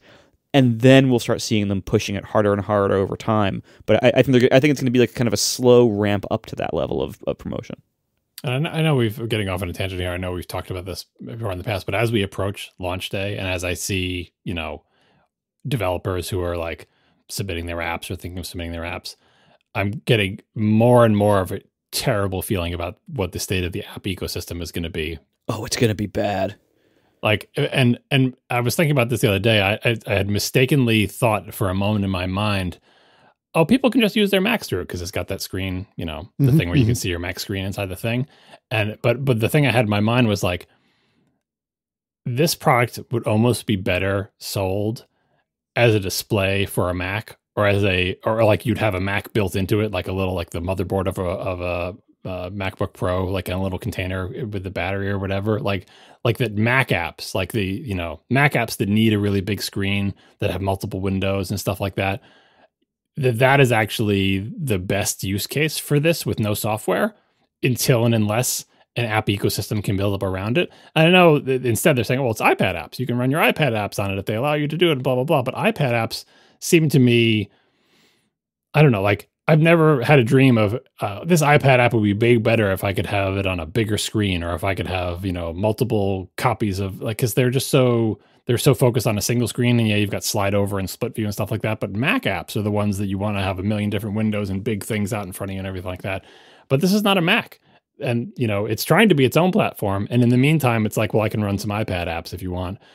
And just that first year, like, especially with Apple's general inability to foster a healthy app ecosystem on anything except for a device they sell billions of copies of, makes me worry a lot about not so much the hardware and does it fit on people's faces and everything like that, because that is going to be a problem, but that can be worked out. But like, once all that's worked out, what do I see inside this thing? What software do I want to use inside it? And I keep thinking, Mac software. Mac software would work well in there. It's, the next version of this could be the best screen you've ever had for your Mac. Really complicated, lots of windows, using a mouse and keyboard in front of you that you can see because you can see your keyboard through the transparency mode thing, or you can touch type or whatever. Like, I don't know. Maybe I'm entirely wrong considering I've never used one of these things, but I'm really worried about what's going to be inside that headset. And, and if it's a $3,500 really good movie viewer, then it's kind of like me buying the OLED iPad to watch TV on it.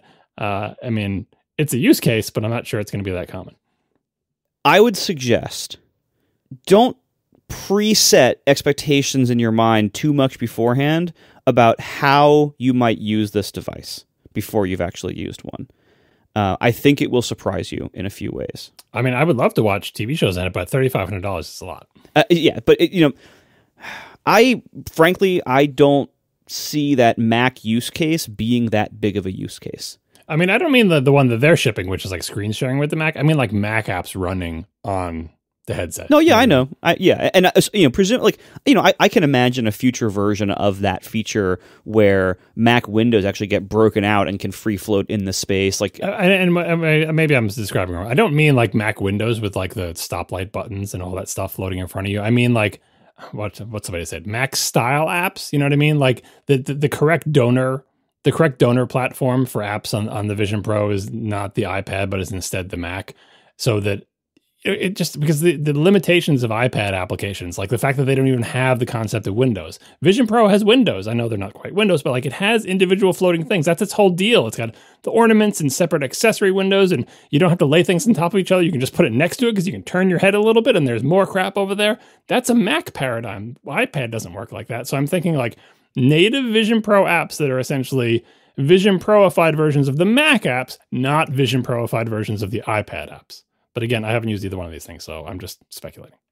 I think you'll be surprised. Like when this comes out, when you do at some point somehow use one, I think you'll be surprised. And so again, like just I strongly urge people, like, don't make too many assumptions about how you might use this until you have a chance to actually use one. And if that means that you can't justify paying $3,500 for it up front without knowing quite how you'll use it, that's understandable. You probably shouldn't jump on the pre-order then.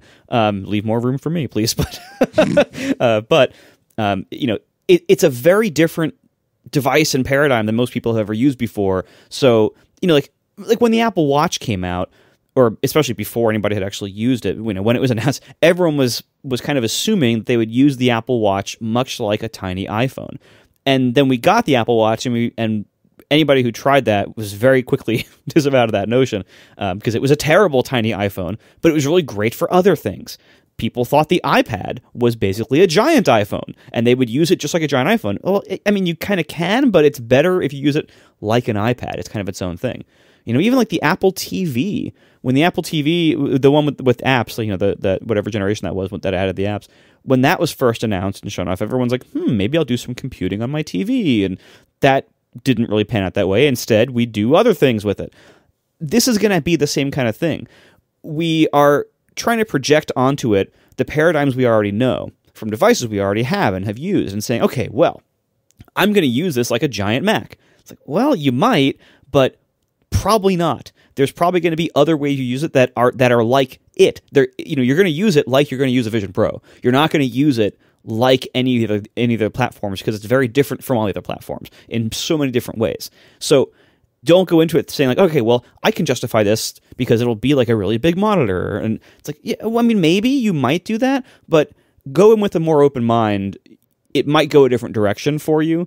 And until everyone has these and you can try them, you can see that you can see all the video reviews, you can see what kind of apps come out for it and everything, don't make too many assumptions early on.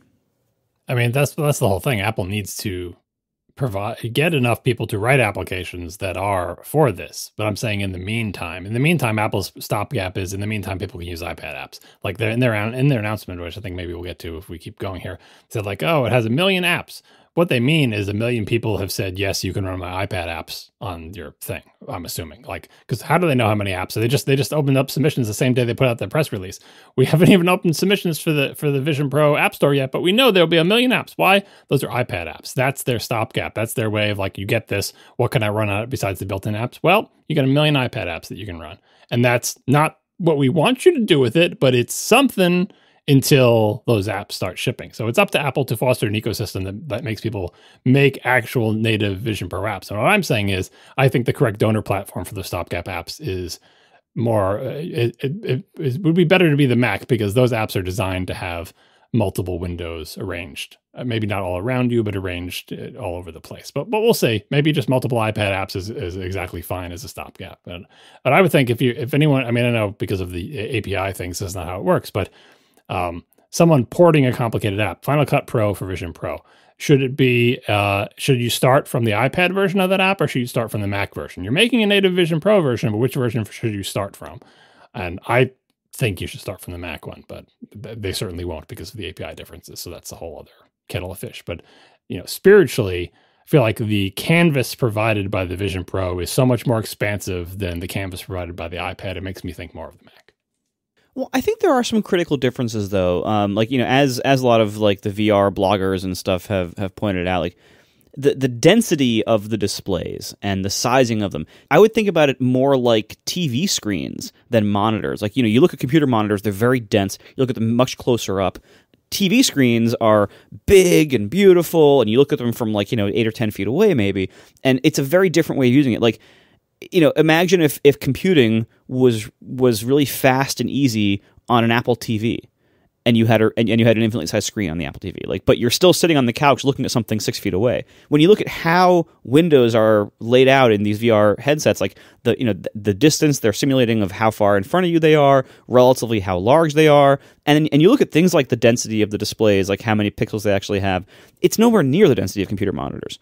And so I would be surprised if when people actually use these, if they ended up actually wanting Mac-like density of controls and density of text and things like that. I think what we're going to want is going to end up looking kind of halfway between iPad apps and Apple TV apps. Yeah, well, with the current density, you're right, because it's 4K per eyeball, but as we talked about when these initially launched, your floating window does not fill your entire field of vision, probably. So you're not even getting a 4K screen, which is it's an achievement that they've apparently achieved the text legibility that they have, but it's not 200 pixels per inch 4 feet from you. No. Not even close. And it'll probably be a long time before we have that kind of hardware. I don't know how long. Well, they're making good advances, but yeah, but the initial version isn't. So that's why a lot of these screenshots, they do look like Apple TV apps, like viewable from 6 feet away, big chunky controls, but they do also have lots of accessory stuff floating around. Yeah, they do. That's why, it isn't. There is no direct paradigm it's just like a big iPad or whatever. You can't say it's just like any of the platforms. But I really think it's going to end up being more like a combination of iPad plus Apple TV than Mac anything. I think the sizing and the density and everything is all wrong for the Mac. I mean, if we had displays that could support it, though, it would be great.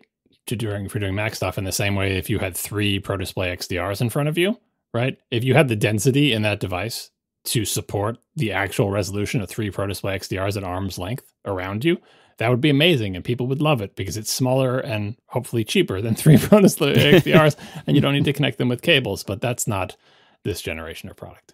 Yeah. I do understand what you're saying, though, John, that the Mac does at a glance seem like a better donor platform, but I think I have to come down on where Marco is in that I think we're going to end up in this kind of weird, and I don't necessarily mean bad, but just maybe unusual halfway world between iPad and Apple TV, like Marco was saying. And I expect that. It's another reason why TV applications, as in watching actual movies and television shows, is great for this because you're not going to notice the resolution deficit because it's television. Yeah. So with that in mind, we've been talking and kind of glancing off the discussion about the app ecosystem and whatnot. So I've been thinking a lot about what I want to do with regard to this. And history says, I will be the first to tell you, I'm starting right out and telling you, history says I'm going to pre-order one because I'm a sucker and that's what I do. Of course you are. But I'm trying to be rational about this, which is not something I'm typically capable of doing. And I'm probably wasting everyone's time by even talking about this because I'll end up ordering one. But I don't think, coming back to our conversation a little while ago about did people really want an iPhone? Sitting here now, I don't know if I want to spend $3,500 on one of these. Starting at as a consumer. Now, this is with my consumer hat on. I have not yet put on my developer hat, but as a consumer, I don't know what I would use this for that would justify $3,500. That is a tremendous amount of money, a truly tremendous amount of money. And for people who are saying, oh, you buy laptops like that all the time, you know what you're going to use the laptop for. It's not a speculative use case. You know you're going to get it out of the box and you know exactly what you're going to use it for. Just for the point of comparison though, John, how much is that really nice TV that you like? I know what I'm going to use that for too. That's what I'm saying. This is speculative because it's not so much the price because I'm preempting people who are going to say you're complaining about $3,500, but every computer you ever buy is more than that. Yeah, but we all know what we're going to do with the computers or the television.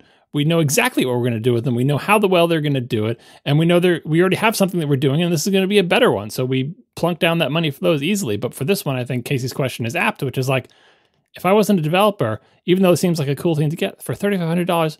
What am I going to do with it again? The fear is you get it, you try it, you try the few pieces of software for it, and then it's a $3,500 thing sitting in the corner of your room. Right, exactly. And I think in the defense of expensive TVs and expensive computers, whether or not Marco or I change computers like underwear, which I don't think either of us does as much as I give Marco a hard time, No. and I certainly don't think I do. But that being said, any of the three of us could use any of the computers that we've bought recently for years and years and years. And sorry, that implies that that you are literally incapable of using a Vision Pro for years. That's not what I mean. But my M1 MacBook Pro that I just recently got rid of, I did not need to get rid of that. I chose to because I'm a sucker for space black and I'm an idiot, but I didn't need to.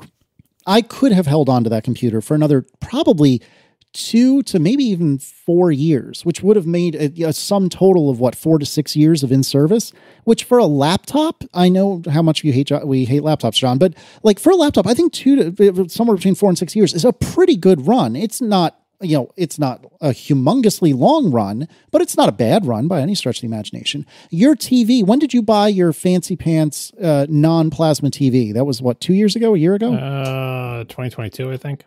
Okay, so it was almost 2 years ago. And what's the likelihood you're going to replace that TV in the next 2 years? Very low. Exactly. And so now you might choose to do it in a couple of years because there's a technology that you're really jazzed by and you're really understood. But I'm saying one could elect to replace these things, but I don't think it'll be compulsory. Whereas with the Vision Pro, I am less convinced that it will hold up for much more than 2 years. It's like a Series 0 watch. It's the first worst one. Right, exactly. Yeah, this is going to be, hopefully that will be the worst one they ever make. And right. And if they do any kind of significant turns in the course they're taking, like for instance, if they did get rid of the front facing display or things like that, if they were able to integrate the battery into the unit, there are some turns that they might be making with subsequent revision of the product that will make this one feel and look really old within probably a much shorter time than the useful lifetime of the next one that will come out, just because it is version 0. Don't buy the Apple Vision Pro edition. Yeah. Some advice. It's not going to hold up. So as a consumer, it's hard for me to justify spending $3,500. And funnily enough, the thing that I think most strongly makes me want this as a consumer, again, we'll talk developer in a second, but as a consumer, I think the thing that I'm most interested in for this is if I could put aside the fact that I'll look like a total doofus wearing this thing, if I could bring this to a library or Wegmans or, a coffee shop or what have you. And if I could not care about what I looked like, which I don't think I'm capable of, but if in this fantasy world where I don't care what other people are thinking as they're looking at me, I guess I'm always in the completely, the what do they call it? The experience where you can't see anything around you. Immersive. There it is. I'm always in the immersive experience. So I can never see the people that are looking at me like I'm an idiot. But anyway, the thing that I think is most appealing about this to me is having a 4K version of my laptop screen and wherever I go. And that strikes me as though it would be extremely cool because then I can have my 4K laptop screen right in front of me and I can have maybe the iPad version of Slack off to the side. I can have an iPad version or Vision Pro, strictly speaking, version of Safari off to the other side. And now I've got one heck of a nice workstation that I can bring pretty much anywhere. And that does appeal to me. I don't think it appeals to me for $3,500, but it appeals to me nonetheless.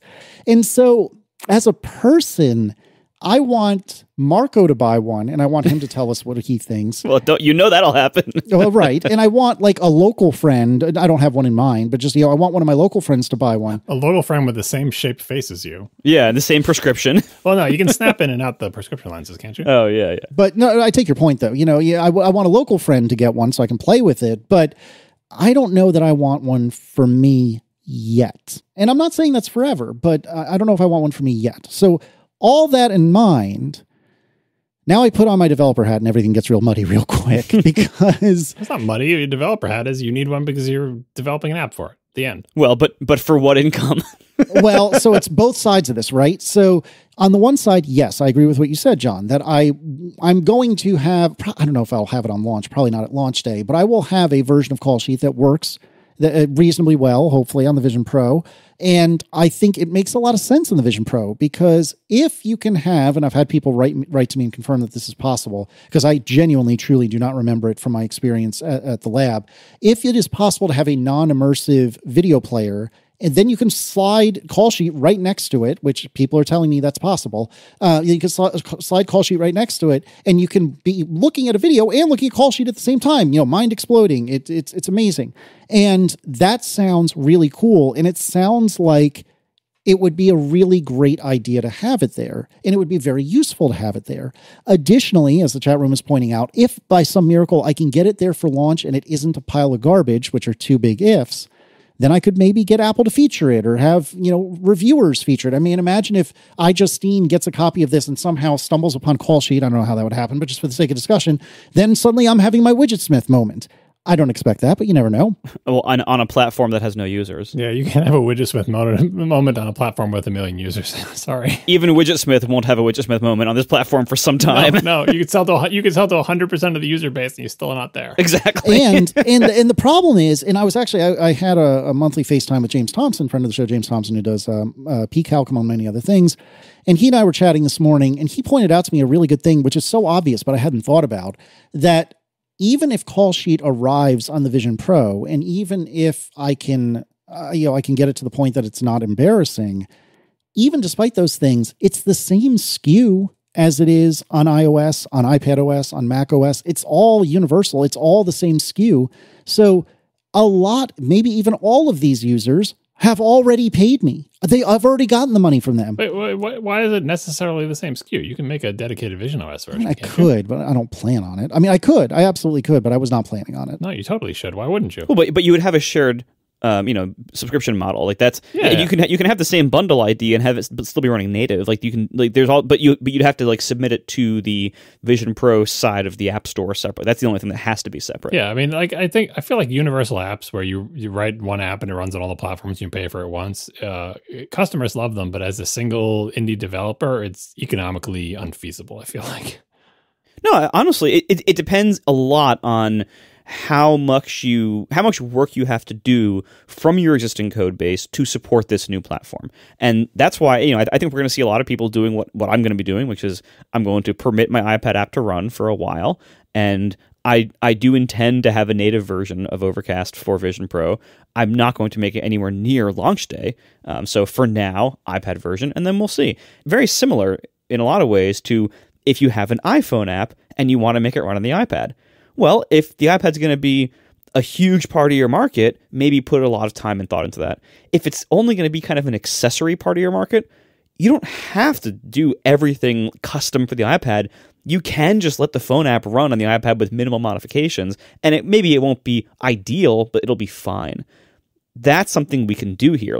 This platform is going to have very low sales volume for a while, so it's not going to be able to financially justify huge investments of custom work for an existing app necessarily, unless there's a really big market for it on this. And as mentioned last time, I don't think I have a big market. I think, Casey, yours is bigger than mine, so your calculus will be different than mine here. But when I bring Overcast to visionOS, I have some ideas on how I can do it, and kind of the experience I want it to be like.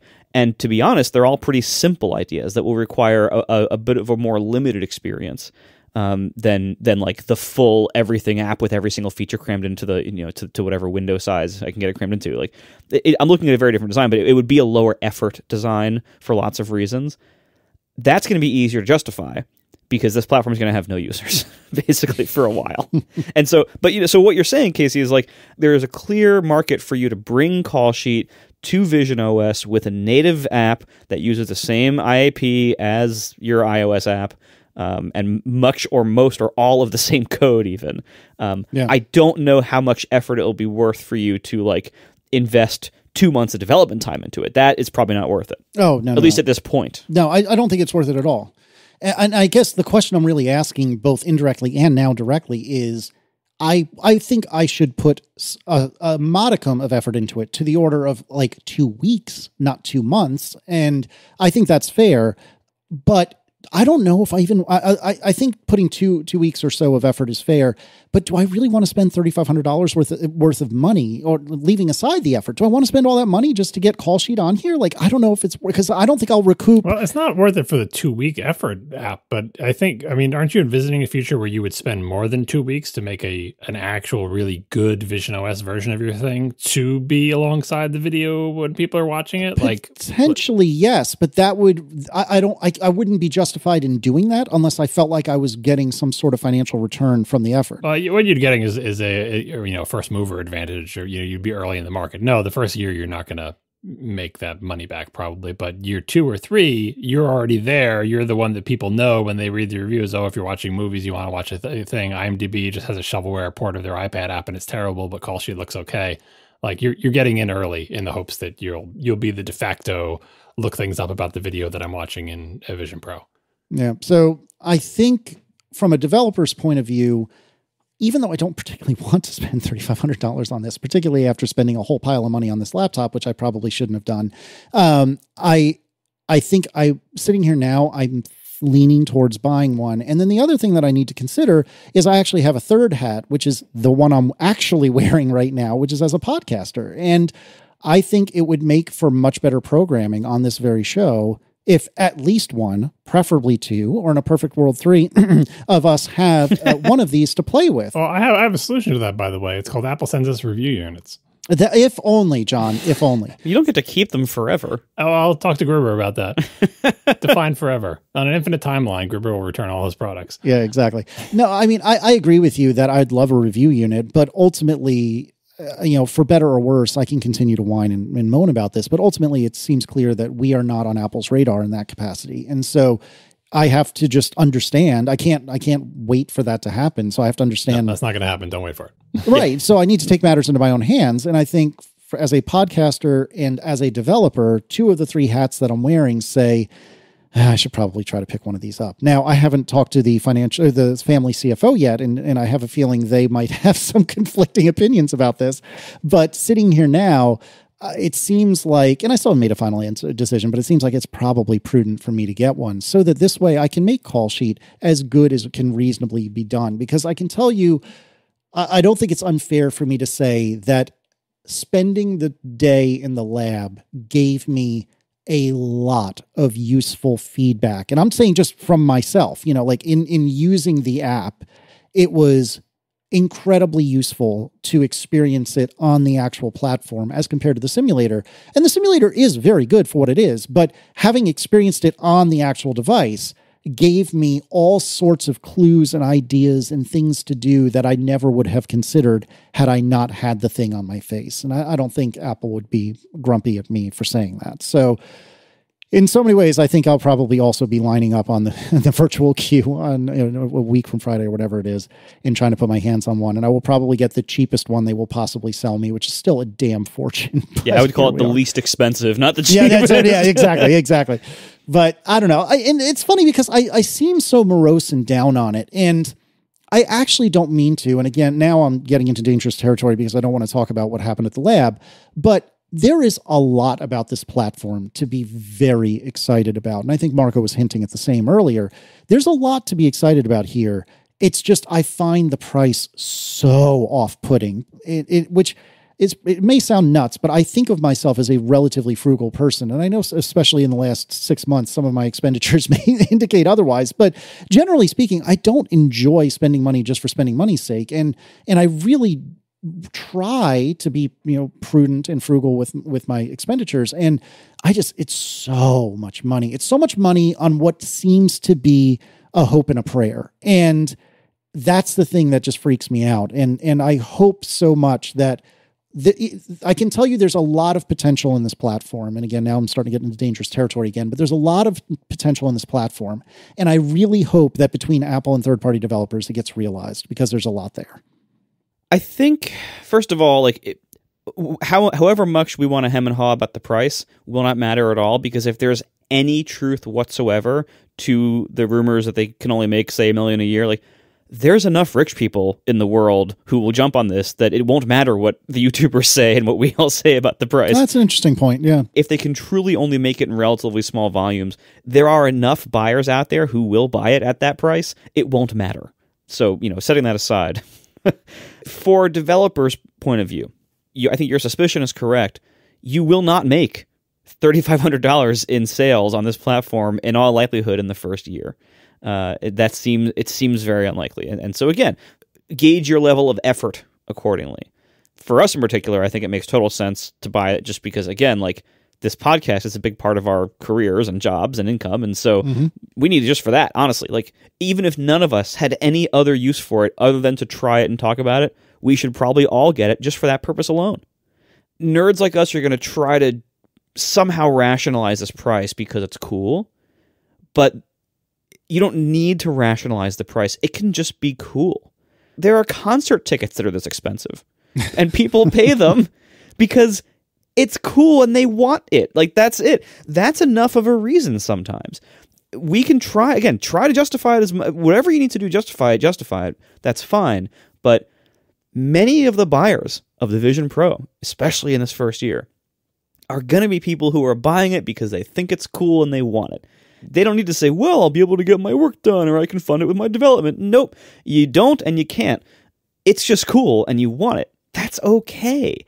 As long as you can lose that amount of money and not like harm your family as a result or something, or not get yourself into like debt, or like, you know, if you can afford it, it's okay to spend money on things that make you happy and are cool to you. That's all it needs to be. And there's enough people in the world who can spend that money, who will do it just solely for those reasons.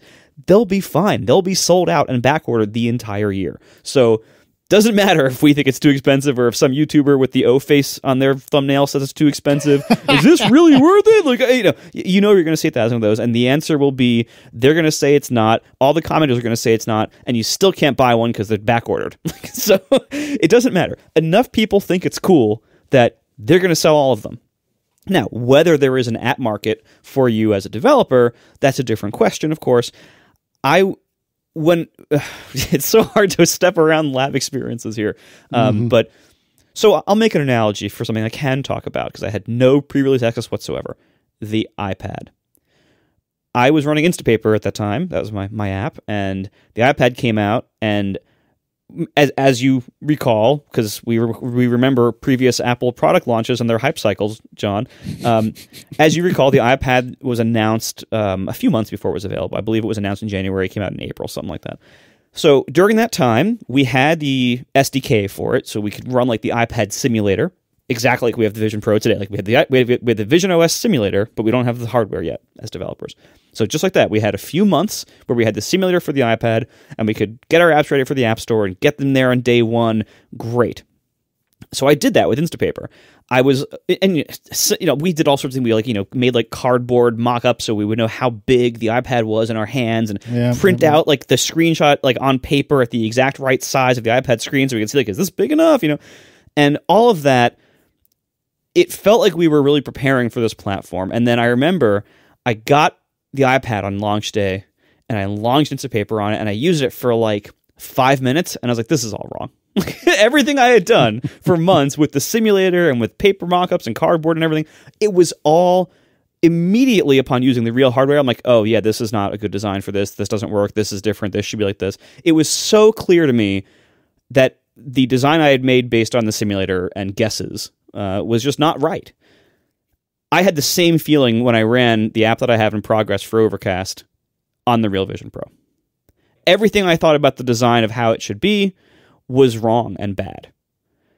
I would strongly suggest to anybody who actually is going to take this seriously as a developer, like if you really want to make a visionOS version of your app that is not just your iPad app running on a window, if you're actually using like the native controls, you want it to actually be a first-class visionOS app, be a third-class visionOS app, you need the hardware. That's it. It is so different than seeing your app in the simulator.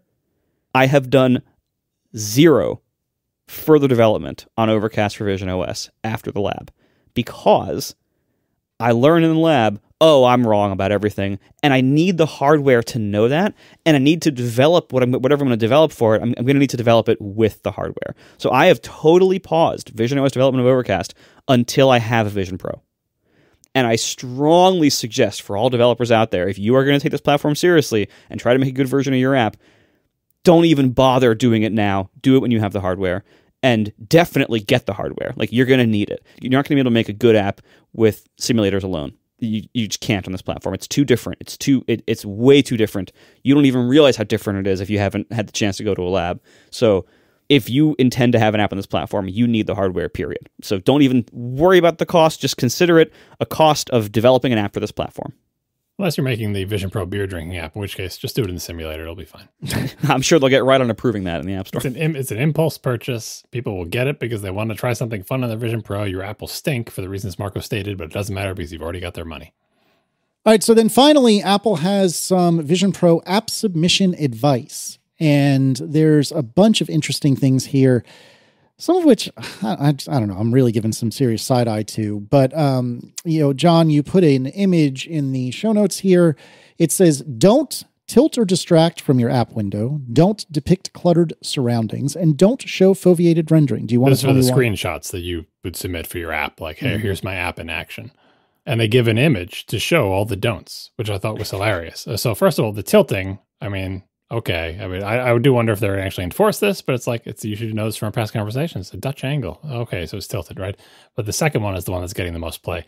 Don't depict cluttered surroundings. As someone pointed out in Mastodon, it would take me a week to get my house to look this uncluttered. This is their example of cluttered surroundings. It must pain Apple's like set dressers to try to make cluttered surroundings. They're like, I guess we can put an extra item on the coffee table. And it's like, oh, it hurts me so much to do this, but here's an extra item. Instead of just a plant, now there's a plant and a book. And on the floor is an item. What item? I don't know, but there's an item on the floor and it's open. And someone put their jacket on the table. I can't look. It's too cluttered. This is like the neatest house you've ever seen in your entire life. Do not depict cluttered surroundings. So ridiculous. And then the final one is weird to me. Foveated rendering is when you render the part that the people aren't looking at lower resolution. Is it even possible to grab screenshots in the Vision Pro with foveated rendering? I thought the screenshots were always everything rendered at full res, but I mean, maybe I'm wrong. I don't. Maybe if you capture a video feed of it, maybe it would follow your gaze. I don't know. I mean, I guess you could simulate it, but like, why would you do that? But yeah, no, you can't use foveated rendering if you don't know where people are looking. The whole image has to be rendered at the complete resolution. Yeah, and ultimately on the on the clutter angle, I think that actually might slightly hinder the product in because no one can have that. No one has that environment. Yeah, who is working in an environment that is uncluttered enough to have all these windows floating on top of it? I mean, I guess you could just send simulator screenshots, right? Yeah, and yes, I mean, yeah, the reality is like for App Store screenshots, that's what everyone's going to do. They're just going to use simulator screenshots. But for actual use of the product with windows floating in space when you're not in an immersive environment, I think that's actually going to be somewhat of a limiting factor because, like, Casey gave the coffee shop example earlier.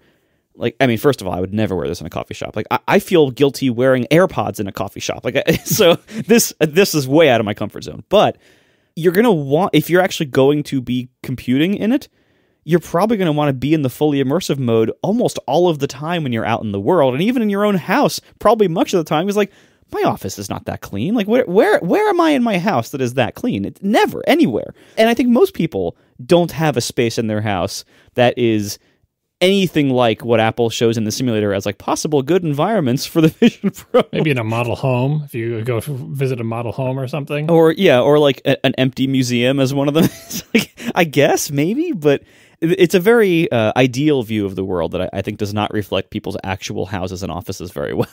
Indeed. So they continue.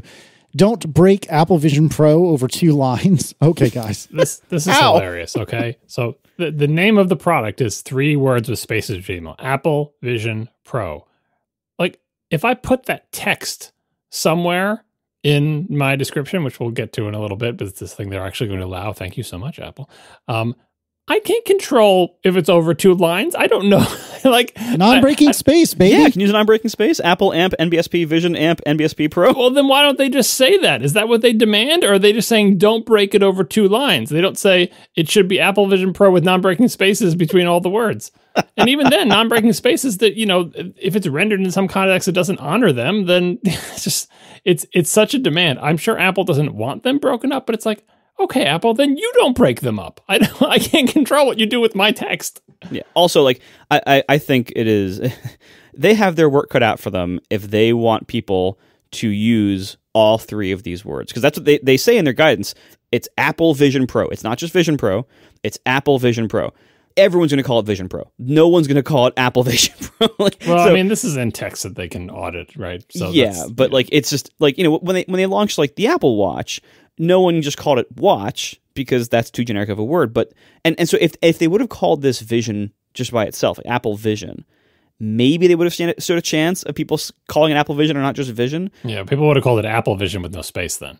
Yeah, right. But by calling it Apple Vision Pro, Vision Pro by itself is uniquely identifying enough in this time and place that everyone will just say Vision Pro. Like, so I think that's going to go right out the window. And there were people pointing out that some Apple stuff just says Vision now, just says Apple Vision or Vision. I think even their navs just says Vision. Like, so Apple itself is trying to do the generic term to essentially make room for the fact that there'll be a non-Pro someday.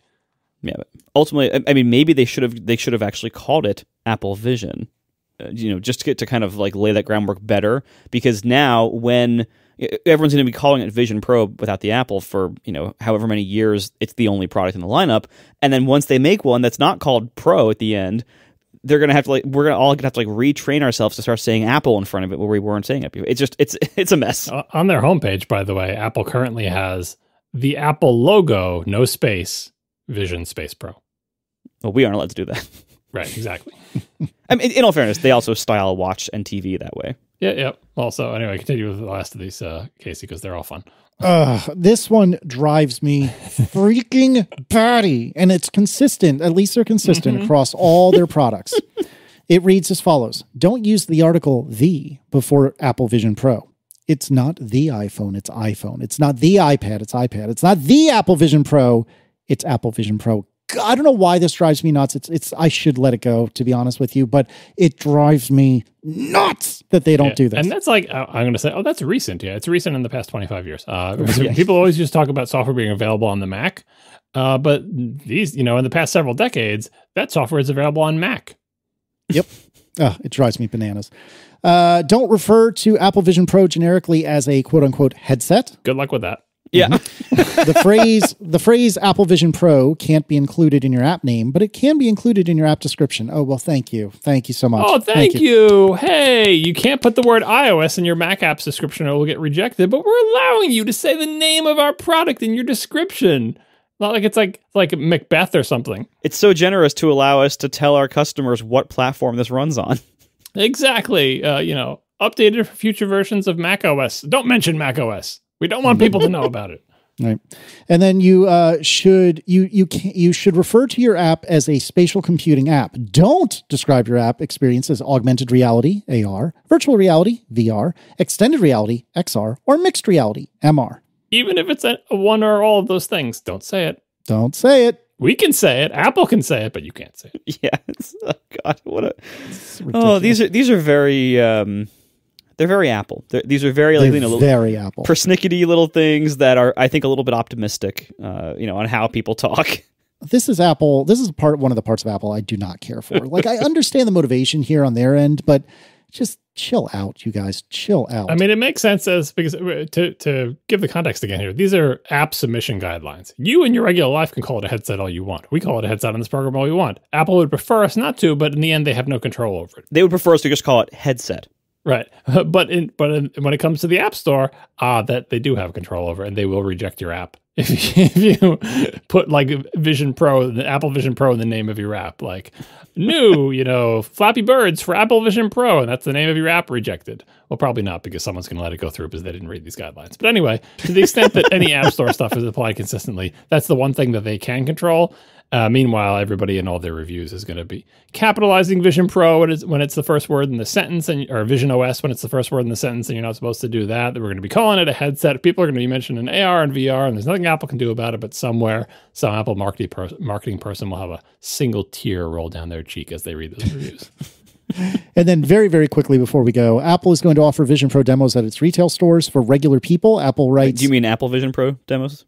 Sorry, yes. Which one of you failed me in the show notes here? That's The Verge. The Verge failed you. Fair enough. Starting at 8 a.m. on Friday, February 2, we invite you to sign up for a demo of Apple Vision Pro at your local Apple store.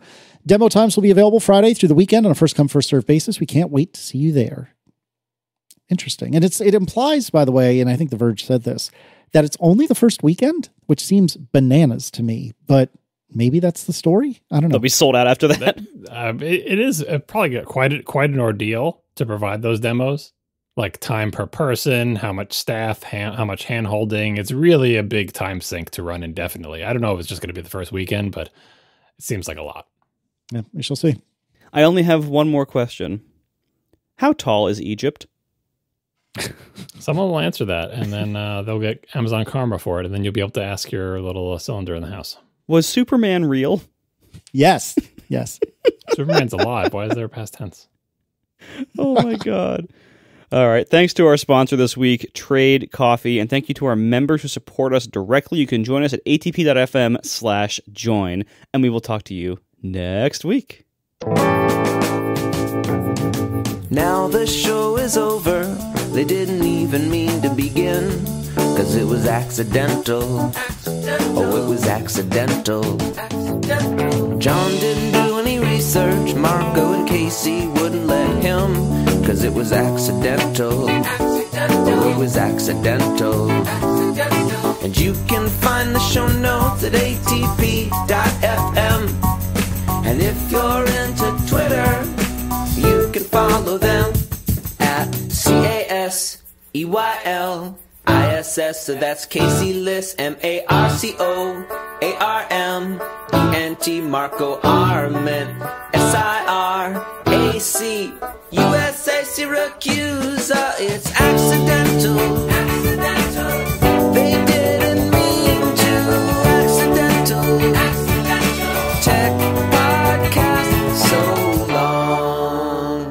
I have one more Vision Pro tidbit to smuggle into the after show, which I forgot to mention when we were talking about it before. I know I talked about it in Slack as well, but I'm still curious what the actual focal distance is.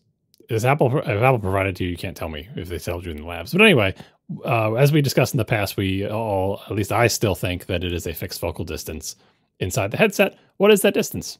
Is it 1 feet, 2 feet, 5 feet, 3 feet, 8 feet? And I ask again because I'm an old person and I want to know what prescription I should tell them. I think it might even be like in the HIG somewhere, like in the design guidelines for visionOS apps. It might be stated there. But. I mean, I think they talked to like the default distance of windows that are floating in front of you, and that you assume that's also the focal distance. But it seems like a tech spec. Like the reason I bring it up with the context of demos is when you sit to the demos, like we said when we talked about before, they're going to say, "Okay, well, what's your prescription?" And I'll be like, "Tell me the focal distance."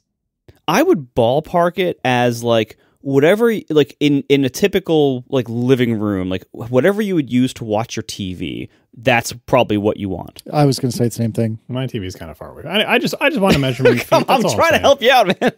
I know, but it seems like it shouldn't be. They're going to have to ask people that, right? And that they're going to find out when they give the people the lenses, and they're like, "Oh, it's still blurry," and they're going to give them different ones, and it's just like, just tell us the distance. Oh my God. What does a princess mean? What is the focal distance of the Apple Vision? Apple Vision Pro. No, Why don't you put that in the karma question? Someone will answer it. Yeah. Do you want that answer though? Yeah, sure. They'll, someone for Amazon Karma, someone will break into Apple Park and find out the answer. Oh my God. How many cups is 3/8 cup? Mm-hmm. I think we've created a monster here, folks. You could ask that to one of your cylinders. I bet they'll give you the right answer. No, well, now it doesn't know because I'm so dumbfounded by the answer. Apparently, so was the Alexa system, and it also can't answer this and is asking people for answers.